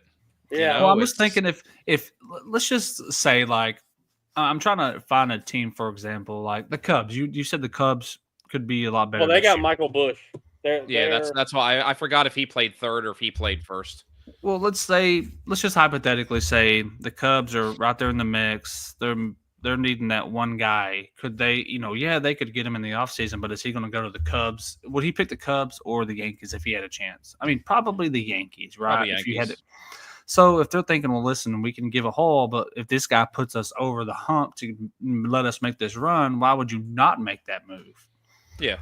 Unless you think winning- your younger kids or your people in your AAA and AA's have a potential to move up and be as good in the future, maybe not, right? But what about Baltimore? I was just gonna say Baltimore because they got Ryan Mount. Yeah, he's not as good. I mean, again, I think you have to look at a lot of time. It's trade wise, it's just like you very rarely see the trades happen in the division. Yeah. But I mean, I even like to tie this into your point, Dustin, too. Like with the younger guys, Toronto's been trying to build around Guerrero. They had Kevin Biggio and Bo Bichette. They've been trying to do it for years, and I mean, all their dads are legendary players, and they just couldn't get it done. And then it's such a shame for Toronto because like they try and go after all these big players, and just no one wants to go there. So it's just like, who do they? I remember the years where Toronto and Rangers used to duke it out in the playoffs, and I can't think of some of their players. I know they used to have a crazy kid on their team that had long hair, and I can't think of his name off the top of my head. I know he still plays. I don't know what team he plays for, but they used to have a team back in the day. Like, maybe you talking about Josh Donaldson? Yes, that's who I'm talking about. Hit some bombs. Yeah. Does he still play? Yeah. Where does he play at? Oh God, let's see. He's been on Cleveland. He's been on the Yankees. He's been on. Oh my God! So he's moved around a little bit. He's been, yeah. I saw that they have. He's on the Brewers right now. The Brewers right now, yeah. Yep. I see that they have. Toronto has George Springer. Didn't he used to play for the Astros? He used to play for the Astros, but again, and playing on that turf. Like he's been hurt a decent amount of times. Kevin Gausman for the Toronto was hurt a little bit. So their pitching took a hit. They have Max Scherzer. Max Scherzer still playing. He's like 50. Max Scherzer just signed there like a few weeks ago. Yeah. Wow. That to me was just exactly what you said. They signed him and be like, yo, if you have a good year, we'll trade you at the deadline to a contender. I'm like, I feel like that's part of a pitch at this point with him. Do you think Vladimir gets traded from there? I do. I really do. I think, and especially if they're struggling in the beginning of the season, you might see it earlier than not. I agree. Really? So you think way before the trade line? If they're just struggling from the jump and they have no chance to even competing for a wild card, you think they just let them get rid of him now? And if he's struggling, if they're struggling and he's coming off for the first 2 months hitting 300 or something like that with 10, 15 home runs, you got to go after it. Like get it while the value's good. Yeah. And don't take the chance on him hitting a slump, him hitting an injury, God forbid, or whatever. Him, and I'm telling you, I think they might trade Bo Bichette too. Do you think they might just go full rebuild? Yeah. I just, there's no one else really there. I mean, they've been rebuilding for 35 years, so. Hey, they're like the Sixers. Trust the process. Like, trust the process. These next 35 years are ours, boys. Like that word should actually be banned in our city. It's ridiculous. Hey, I saw something too where it said, "Oh, Sixers sign." I was just like, "Why?" I don't even know who it was. I thought of y'all the other day. I thought of y'all Philly boys the other day because I was watching an interview with it was Shannon Sharp, and he had a Philly guy on there, big Philly guy. And the rapper or whatever. Yeah, his son got killed. And though they were talking, and he was talking about the 76ers, and they were just talking about it. He said, they're atrocious, blah blah blah. He was talking about how Embiid can't, he can't barely play and blah blah blah, all this stuff. And then Shannon goes, "So do you still trust the process?" He said, "What process? There ain't never been a process here." Just ragging on him. I just thought of y'all. I was like, God, man, that organization's just terrible. Wow. So let me see. I'm sitting here looking. Oh, I got something for y'all. Are the White Sox going to be the worst team again? White Sox are going to. You think so? Yeah, I think they're going to be terrible. Well, I don't know. How more terrible could you get from last? I think they'll be a little bit better, but I don't think they have the talent. I don't think they have the coaching. I don't think any other team will probably be worse than them. I actually thought about this when I was watching your review because I'm still going back and forth with my friend who plays for the A's, and because like I said, he's been down in spring training for the last 2 weeks already, so that's why it's hard to kind of work something out with him. I think the A's finish possibly third in the AL West. Wow. I think I think the A's are going to surprise a lot of people. I remember when they were atrocious 4 or 5 years ago. It was last year. That's why you remember. Oh, was it? Okay. So maybe it wasn't that. I'm going to throw you a smoking hot take. I'm talking straight off the grill hot take. The Chicago White Sox are going to win the AL Central. Think so? Watch. You watch. I need an explanation, and then I'll watch.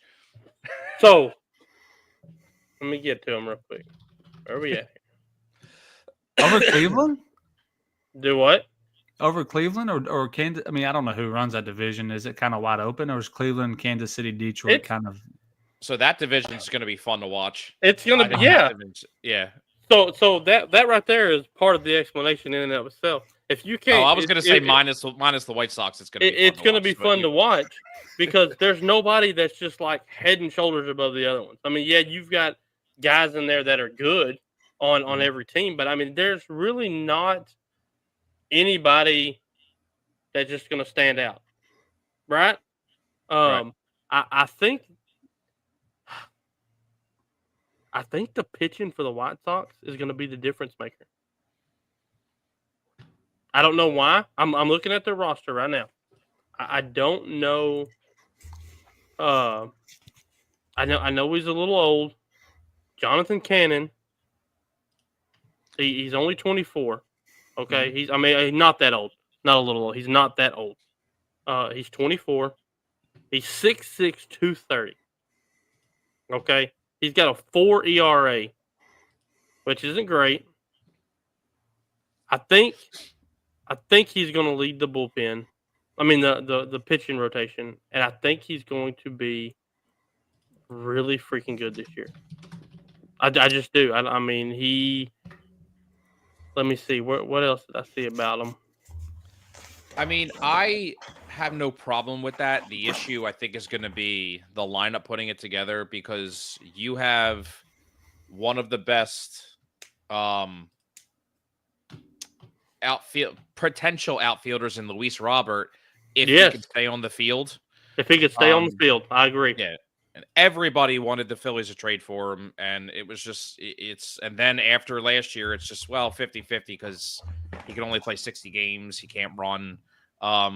But when someone can say, yeah, he signed for the next 3-4 years and can hit you 30 home runs a year, can steal bags. They do have the talent.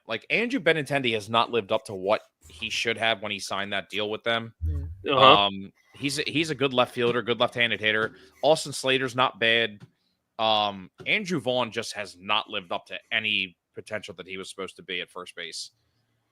So I'm going through and I'm looking at their lineup, and the one thing that I came across is they're not home run hitters. Mm-mm.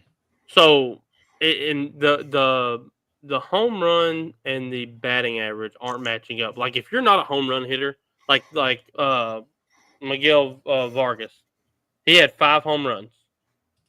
He's batting 150. If you're not hitting bombs, you need to be batting better. Like you're average. You need to be getting on base. Not to go with the whole money ball talk here, but like we need base runners. We need guys to get on base, and then we need guys to bring them in. You know what I mean? Like I don't care if it's a walk that brings them in, a home run that brings them in, but you got to be on base to get in.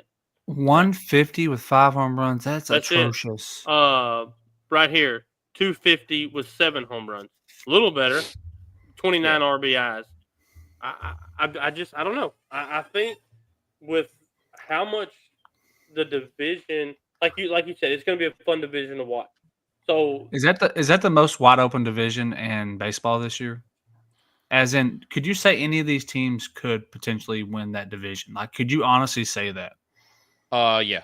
I mean, I could say, and I think the Tigers with the year that they ended with last year, they had like their starting pitching went on an unbelievable run for the last like month. It was, I mean, you dare say unhittable, but there's no other way to say it. They were unbelievable to the point where like when they played the Astros in the wild card series, I remember when Scott and I did our preview for the playoffs, and I was like, dude, I'm telling you, I'm taking the Tigers to sweep the Astros in the playoffs, and they beat them 2-0. They beat them. The first game was, but that series was so good, because it went down to the wire too, and they beat Josh Hader, too, which I always. Hey, I'm mad about that. I picked the Astros to win that too. Sorry. not because I actually thought, I don't know, I guess I just picked them because it was a Texas thing, not because, well, I thought they were good, but obviously I was wrong. Actually, No, Derek, if you remember, I actually picked them to go play the Go play the World remember? Series. I said, yep, they're going to go get beat by the Yankees, but I mean, How do you not pick the Astros? I mean, you're just going by facts from the last 5-6 years. Yeah, I mean, I was just going based off their history, right? We've hit on each division except for the NL West, and I think because that's a no-brainer, right? Dodgers all the way. Everybody, yeah. That's what I kind of think. I Maybe think Padres. Second and third is going to be fun to watch because that's going to be the Padres and Diamondbacks for me battling it out. Oh, you don't think the Giants? I think the Giants will be there, but I just don't see them matching up top to Not bottom. sold on them. No, I just mean, the when you Padres look at- have the pitching too. So When you look at the NL West, like just mark for the next 10 years the Dodgers. I mean, I'm not even kidding you. This is insane. Listen, we were kind of talking about this with Andy, but the Dodgers team should be illegal at this point. Like, I'm being serious. Yeah. Like, I mean, and with you being a baseball fanatic, would right now, non-biased, you would probably pick the Dodgers to win it this coming up season, right? Based off of the roster. paper, on paper, yeah. How do you not? I mean, and then just what they did to the Yankees last year in the World Series, which I mean, I think we all kind of figured that would happen. I mean, I think the Yankees won one game, I think, if I'm right. I mean, what do you do in that division right now? How do you get better when they have every damn player in the league that you can have? I think all of them were going to say the same thing because they kind of interviewed our team about it with the Mets going after Soto and all. And like our response was exactly what I would say is just like they still have to go out and perform. I mean, yeah, that's true. They do. You have to outperform them. And my thing with the Dodgers is yes, like it bothers me that they're going out and they're getting all the best players, but this ties into like that baseball needs a cap or a floor, to make it more competitive, but you can't force teams to spend money, which that could be a whole nother episode with the stuff coming out about that now. The teams are going to start getting in trouble now. That's what I was just talking about. The Marlins. Yeah, there's a thing about the Marlins now that they have to spend, I think, $110 million or they're going to get in trouble with the league, and they're not even at $110 million. And I'm like, it's somebody's supposed to get a paycheck.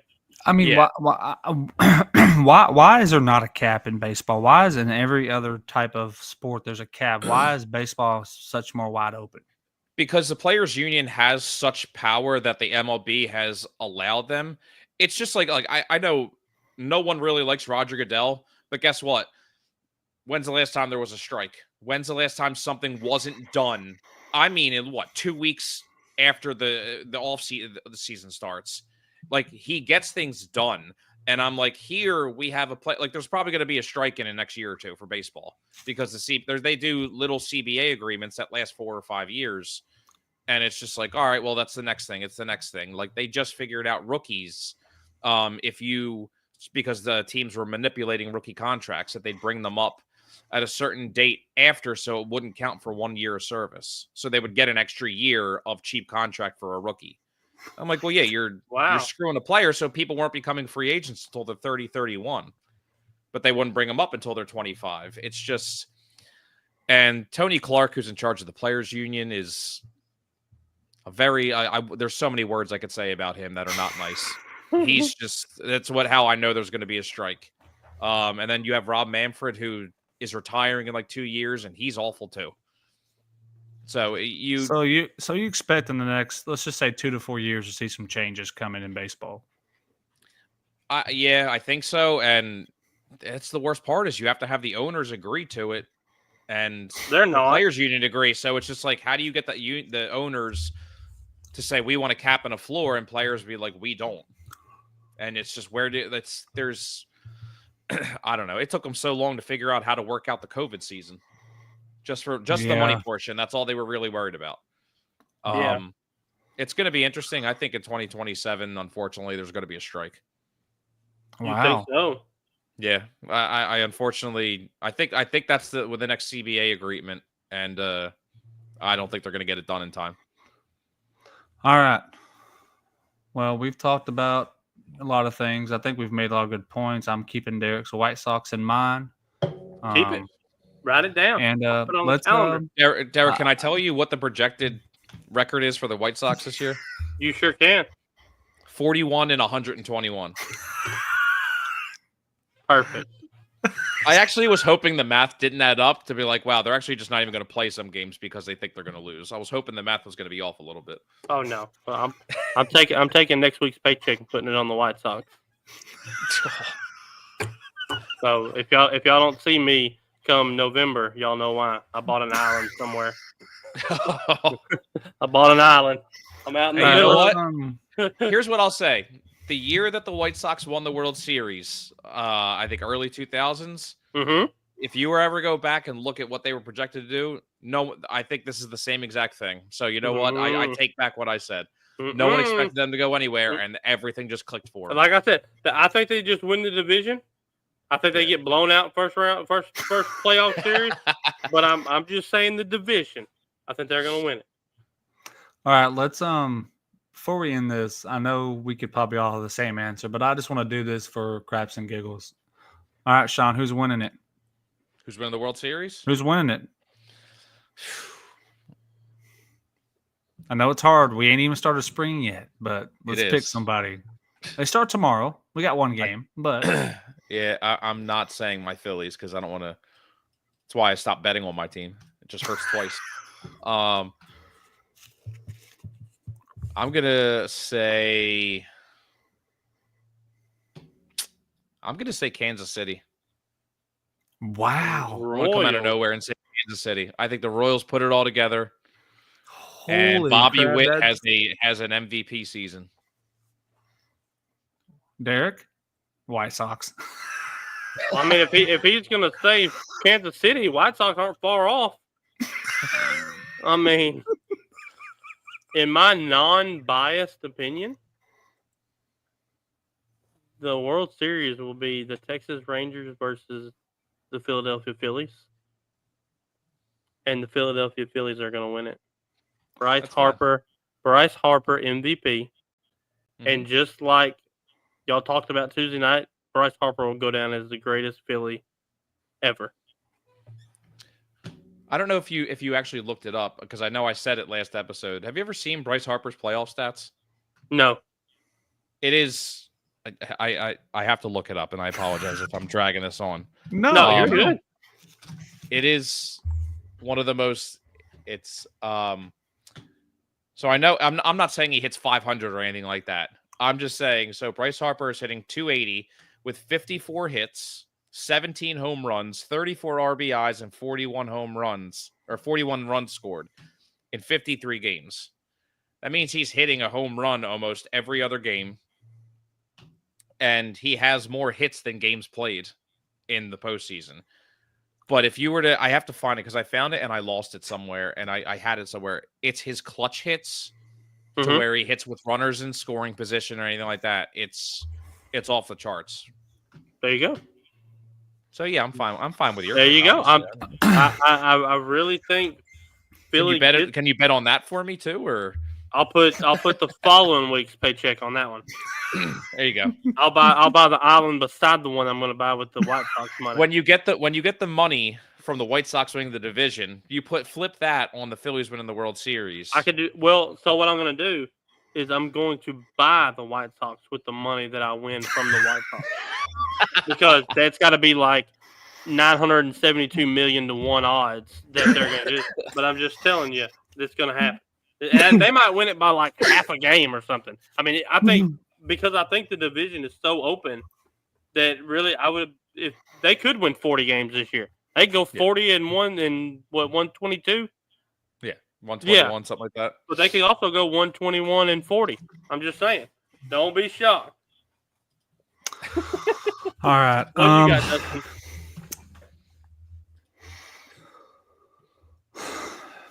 Dustin? I know how go left field, the Athletics versus the Rays. No. It's gonna be something crazy.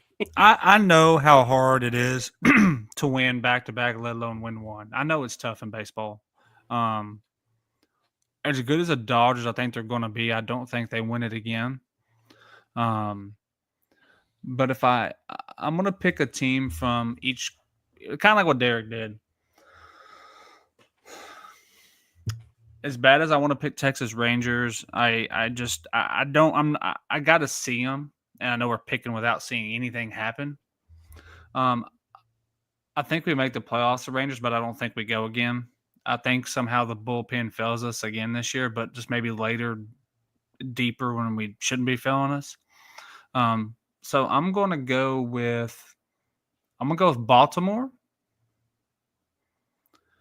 Whew. I'm going to go Baltimore and Atlanta playing. I'm going to go Atlanta.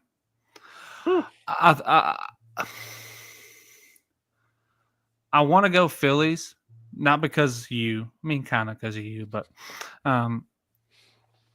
there's something about Atlanta that I think that they get there this year. Obviously, when you look at the conferences, I guess I don't know if that's what they're called, but division. I think. Well, I'm talking about the AL versus the NL, just the whole thing.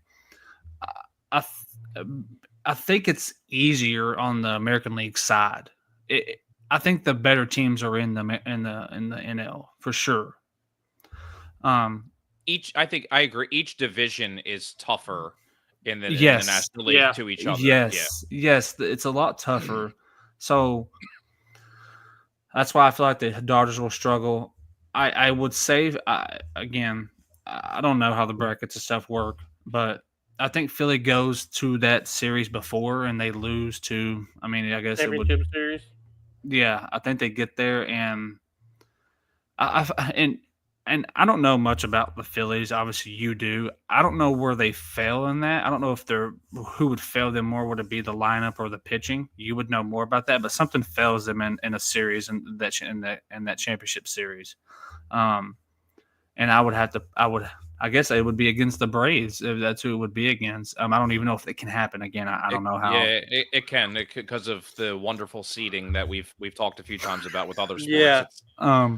And they just add another wild card team and another wild card team, and I'm like, just put everybody in. Screw it. Just let them all make it. Yeah. Yeah. The whole year's playoffs. I would right now if I'm picking, I would go with Atlanta and Baltimore, and I would probably pick Atlanta to win it right now. I wouldn't argue that. Atlanta has top to bottom. They find a way. And you're getting Ronald Acuna back. That's the key for them. Obviously, he's phenomenal. I mean, he is. But what Acuna are you getting? That's the question. That's what I was going to bet. If you get the Acuna back before injury, they get there. If he comes back and struggles, I would take Philly. I don't think that. I mean, like you said, on paper, the Dodgers win it. I just don't. I don't think they're going to make it back to the World Series this year. If Acuna comes back strong, I'll pick Atlanta. If he doesn't and they struggle but they make the playoffs, I would pick Philly. Yeah. For like my last 2 points is just to tie into exactly what you're saying. With the Dodgers, it's just like how many times have you seen on paper, and it don't happen. It doesn't happen. I mean, So- literally, look at the Rangers. They went from a World Series to not even making the playoffs. I'm not Yeah. saying that's going to happen with the Dodgers because you have to take in the injuries. If the Dodgers have injuries like the Rangers did this year, they may not make the playoffs. I mean, I'm Well, serious. the Dodgers have been favored so many times for the World Series consecutive years. They got knocked out by the Mets 2 years ago. They won last year, obviously, but 3 years ago they got knocked out early again because the Padres beat them, and then we beat the Padres. I'm like, you have to have everything clicking, and it's just, and that's the thing too. Is just like, I mean, when the Dodgers got beat too, they got beat really bad. Like They it's just did. the whole team just stopped hitting.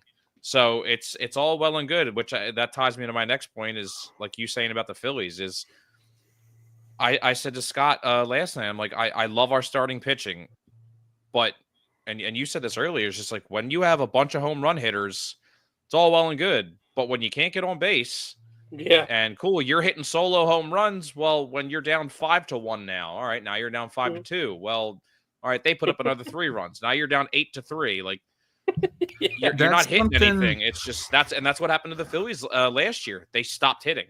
That's what I was going to say. I noticed that with the Philly last year is they just couldn't get nobody on base. Mm-mm. They couldn't get There's nobody just on no base. such thing as small ball anymore. They don't bunt No. anymore. It's just Yeah, it's all I homers or nothing. I think they're going to change their lineup around. I mean, I love Kyle Schwarber, and I have no problem with him at a leadoff, especially when it's one pitch into the game and we're up 1-0 because he just crushed the ball 450 feet.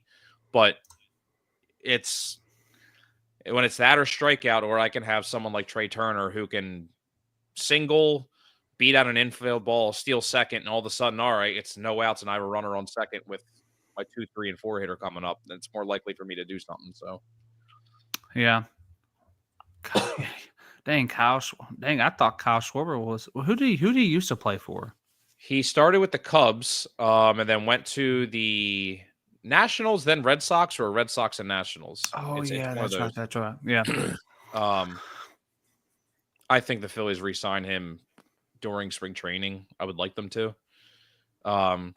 It's actually funny we're talking about Jose Altuve in left field because we're talking about the rumor is that JT Realmuto, our 34-year-old catcher, might be going to left field here and there, and I'm like, he just had knee surgery last year. Throw him in left. Whatever. Just injure him again. So this is way off topic, but I just wanted to do a little breaking news. The NBA is back in action tonight. Lakers and Hornets. With 2 minutes to go before halftime, Lakers up 46-37. Luka Doncic has 2 points and 5 turnovers. Just had to put that out there. He is 1 for 6 shooting, 0 for 3 from behind the arc. He does have 5 boards and 5 assists, but So his 2 points, though, was it in the first 3 minutes? Because I did bet that today. I just needed him to score once in the first 3 minutes of the game. No, let's see. Don't look it up. He scored in the 3 minute and 1 mark. That sounds about. That's No, my. I don't know. betting life right I don't there. know. I That's don't my know. betting I don't life. know. Yeah, I don't know. I'm just kidding. Yeah. He did score in the first quarter, though. I do know that. Okay, that's fine. Yeah, but I don't know where. That's hilarious. Well, Sean, appreciate you hopping on and talking some baseball with Absolutely, us. Happy to be here. I'm excited. I'm excited for the season. I hope our teams, the Rangers and the Phillies, have a great year. Hopefully, injury free. I'm excited. I mean, again, I'm excited to see the White Sox make the playoffs. That's all I'm going to have on my mind the whole year. And that way, Derek can get his island and potentially buy the White Sox all in one transaction. That's it. One lump check. And, $37. I'm just letting you know the Phillies are in Texas, August 8th, 9th, and 10th. That's a Friday, Saturday, Sunday. We could do an upcoming show. Are Let's do it if you y'all coming? Oh, I don't think so. Absolutely not. I'm going to Disney that following month. I'm broke for the next 5 years. Yeah, let's plan to do a show. You say Friday, Weekend. Saturday, Sunday? Yeah, August 8th, 9th, and 10th. Yeah, Friday, Saturday, and Sunday. I'm seeing it. Yeah. All right. Yeah. Let's do a Friday. Let's do. that. Maybe we can do a Friday show or something. Yeah, it's 8 Yeah. o'clock here, so I guess 7 o'clock you guys. Yeah. Yeah, Mhm. that'd be like Yeah. a series preview show. Yeah. That Friday Is night. that'd be awesome. When does the actual season start? Is it sometime in March or April? End of March. End of March. End of March. Okay, End of March, so yeah. About a month away. Yeah. Okay. That's why, like they said, like this is the first time in years the Phillies' first home game is on a Monday, and I'm like, oh, this sucks. Like, Yeah. it's not, I could take off, but I still got to go to work the next day. So Still got to go. That's what sucks. That's like the Yeah. Super Bowl. Like, I don't want to take off the day after the Super Bowl because I got to go back to work on Tuesday. right, just make Monday a national holiday. Like There you go. Get paid for I it. think- And they already proved it's like the least productive day in the country. I think is the Monday after the Super Bowl. hey, what's going on, Trey? so every Monday must be a Super Bowl Monday at my work because we don't do jack crap. Hey, Yeah, I gotta. Speaking of that, I mean, I don't know. I know you're over there in the East Coast, but I meant to ask Derek this, and this happened, and I just don't understand it. I guess this is something new in the school system, or maybe it was just this school here. My daughter's school closed for Valentine's Day. I'm not kidding you. If we're closing school for Valentine's Day, why can't we get work closure for Super Bowl and everything else? Because it's peace, love, and no war. That's Oh, well, no. There'll be a lot of war in 2 years when that Super Bowl is on Valentine's Day. I promise you that. They sure will. Um, No, my kids, they don't go to school on Fridays anyway. Oh, that's right. Yeah, that's right. Yeah, I we're know 4 days it's a week. 4 days, but that's right. Well, Yeah, I mean, we were, and this is not a dig. I promise it's not a dig. Oh, They crap. closed all Philadelphia schools on there because of the parade. oh God, here we go. Well, All right, when you show's, only have show's two, over. Show's over. two, See you two later. every 150 years, they have to close Yeah. it. They want So the kids to remember it for the rest of their lives That's because right. it's probably never going to happen It's again. a big deal. It's a big deal. Well, and then here they were just like, hey, it might snow in 2 days. So they pre-closed all the schools, not a snowflake in Philly. And it was just Well, like, we'll never have one here for any team. Our best chance is for the Dallas Stars to win it because ain't nobody else about to win it. Maybe the Rangers are probably the second closest team. Cowboys ain't winning it. Well, Mavericks maybe Mavericks this Mate, year. don't cut us out. I keep forgetting about the Mavericks, man. I still forget about the trade and Don't count us out, baby. We look like we're winning that trade right now. I'm just saying. No, I agree because Luka's looking pretty good. 2 points, 1 for 6. Yeah. Sean, let me know if you won that bet. I'm curious when he got them 2 points. well, Hey. I should have took him in turnovers because it says he has 3 turnovers in the first 3 minutes. Hey Trey, I agree. Super Bowl But should I be on think I Saturdays. did see that he does have his 2 points was in the first 3 minutes of the game. So what do you bet on? I have everything. I have FanDuel, DraftKings, whoever's running a good promo here and there. Yeah. See, we My can't mom get signed up FanDuel. for FanDuel, so I gave her my code and I got a free $50 to bet with, and Yeah, I lost so every single we don't one. have FanDuel down here. Do you have so- anything down there? Price we can- Picks. We can do DraftKings. We can do Price Picks. yeah. There's another one. My dad. It's like Super Dog or something like that. Oh Underdog, yeah, Super Dog. Yeah. something Yeah. like that. It's underdog. Yeah. Yeah, you can do parlays on that kind of stuff.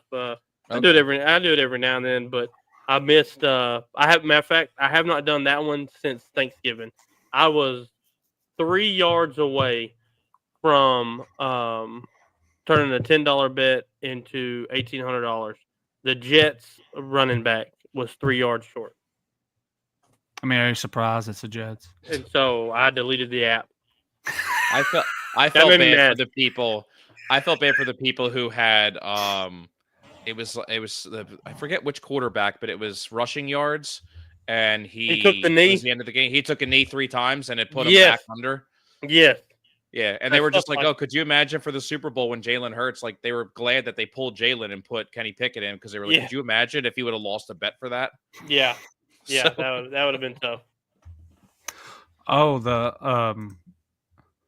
Trey, he's up. It's my buddy. He's up in Virginia. He said, "What's the new one that Jake Paul has for betting?" I see it all the time, but I don't know which one it is. He does have like an app of his own. He has for betting. I can't. Hmm. I see the. I see the. Commercial. I see the advertisement all the time on like TikToks and stuff. But it's like his own betting app, I guess. Another way for him to make money, I guess. But that one's there too. I don't know if we can do it here in Texas though. So I know they have Barstool, they have BetMGM, they have all of them, and just BetR, yes. BetR, yeah. That's it. Yeah. Well, Sean, I know it's late there, buddy. I know you're That's all excited good. about work tomorrow. Yes. You know, I get to go to the movies and finally see the new Captain America tomorrow. My son went and watched it. My wife took him for his Valentine's Saturday night, and he said it's 8.5 out of 10. It's not Okay. it's not great. He said 8.5 out of 10. He's a big Marvels guy. Like we watched every Marvels out in chronological order off of Disney Plus. Like he loves it. He saved up his money and bought him a freaking Infinity Gauntlet hand with a diamond. Yeah, I mean he's got Legos in there that were. I think he spent like. I'm a little bit of a geek too. There you go. Hey, he spent like $500 or $600 on some Legos and he put them together and like left the box sitting there with him. And like he has a little shelf in his closet, and he wants them to become collector's items and stuff like that. Like I'll have to send you a picture of the shelf that's above me right now. Yeah, do that. Yeah, we'll check that out. I'm curious. Yeah. My brother and I usually go to like every Thursday opening, and we've been doing it since the Marvel Universe started. And we were all sick for like 2 weeks, and then it was like I was starting to feel healthy, and my wife was just like, "You're really gonna go to the movies tonight?" And Leo, after we've been sick, I'm like, "Yeah, you're probably right. I should just stay home." So right. Well, Sean, again, thanks for hopping in with us. We appreciate it as always. Happy to be here. And we'll plan to do that show in August. I mean, we're going to definitely. Well, we got our network show next Sunday, right? Yeah, next Sunday. 23rd. Okay. Yeah. Yeah. Sunday the 23rd. Yeah. Oh, wait, no, that's this Sunday. It's this Sunday coming, right? Yeah, 4 days. Oh, dang, that's this Sunday. Oh my God, I can't wait. Tell Scott be semi-sober. I mean, the Eagles aren't playing, so I need to know what excuse he's going to come up with. Yeah, sorry. I know I shouldn't say that about my own guy, but I love Scott. He's hilarious. Kid's out of control. I will say the Phillies don't play on that Thursday either in August, so I'm like, we could get the schedule guys on there too if we want to do it on a Thursday. Yeah. Oh yeah, I'm down. I'm down. I also don't. Whatever. I don't care. We can do it whenever. I'm game for everything. So. Well, Derek, anything before we hop off? No. Still got some a lot of people coming. Let's see. We are next Sunday. We have another baseball guy coming on the 6th. I talked to the swimmer's mom today. State is this weekend, so if depending on how she does there, we're gonna get her scheduled. I don't know if you know about that one, Sean, but we've got a girl down here. Her mom reached out to me. She's 15 years old, and she's been competing in like the U17 Olympic type stuff. I appreciate that, Trey. And been winning and getting second place in all this. And she's actually going to state this weekend as a freshman at a 6A school down here, which is the biggest division we have. Like I said, as a 15-year-old. So if she wins, we're gonna get her. So we'll have us a state champion swimmer on sometime in March. Nice. Yeah, so it's pretty cool. I mean, like I said, they reached out to us. So it's pretty neat.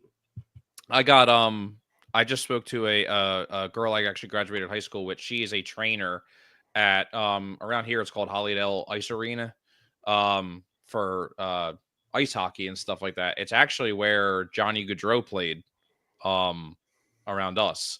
So I talked to her. I was going to try and have her come on because, like I said, she's the trainer, and then see if any players were interested in coming on.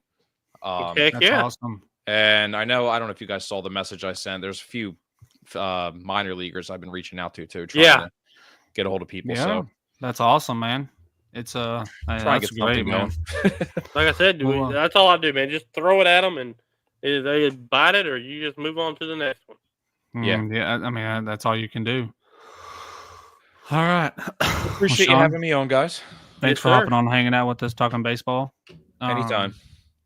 And we Well- appreciate everyone hanging out with us. Appreciate Andy for taking time and talking with us tonight.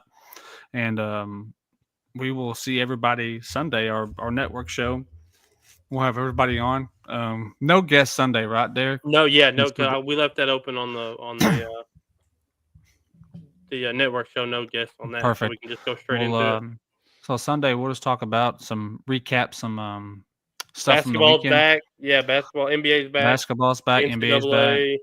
NCAA and Some spring games should be going on too, so we'll have a little bit of baseball spring to talk about. games. We'll have some spring games that have happened. We can we'll talk about plenty, and also there's softball and baseball collegiately have started as well. Yes, it has. They're about 10, I'm 12 games in. So all over that. it's So it's been you fun. are or not? Yeah, I am. Yeah, I've been betting every single day following. I love college baseball. It's Who's, so much fun who's to number watch. one in the nation in college baseball right now? I think I just looked at it today. It's the Texas A&M Aggies.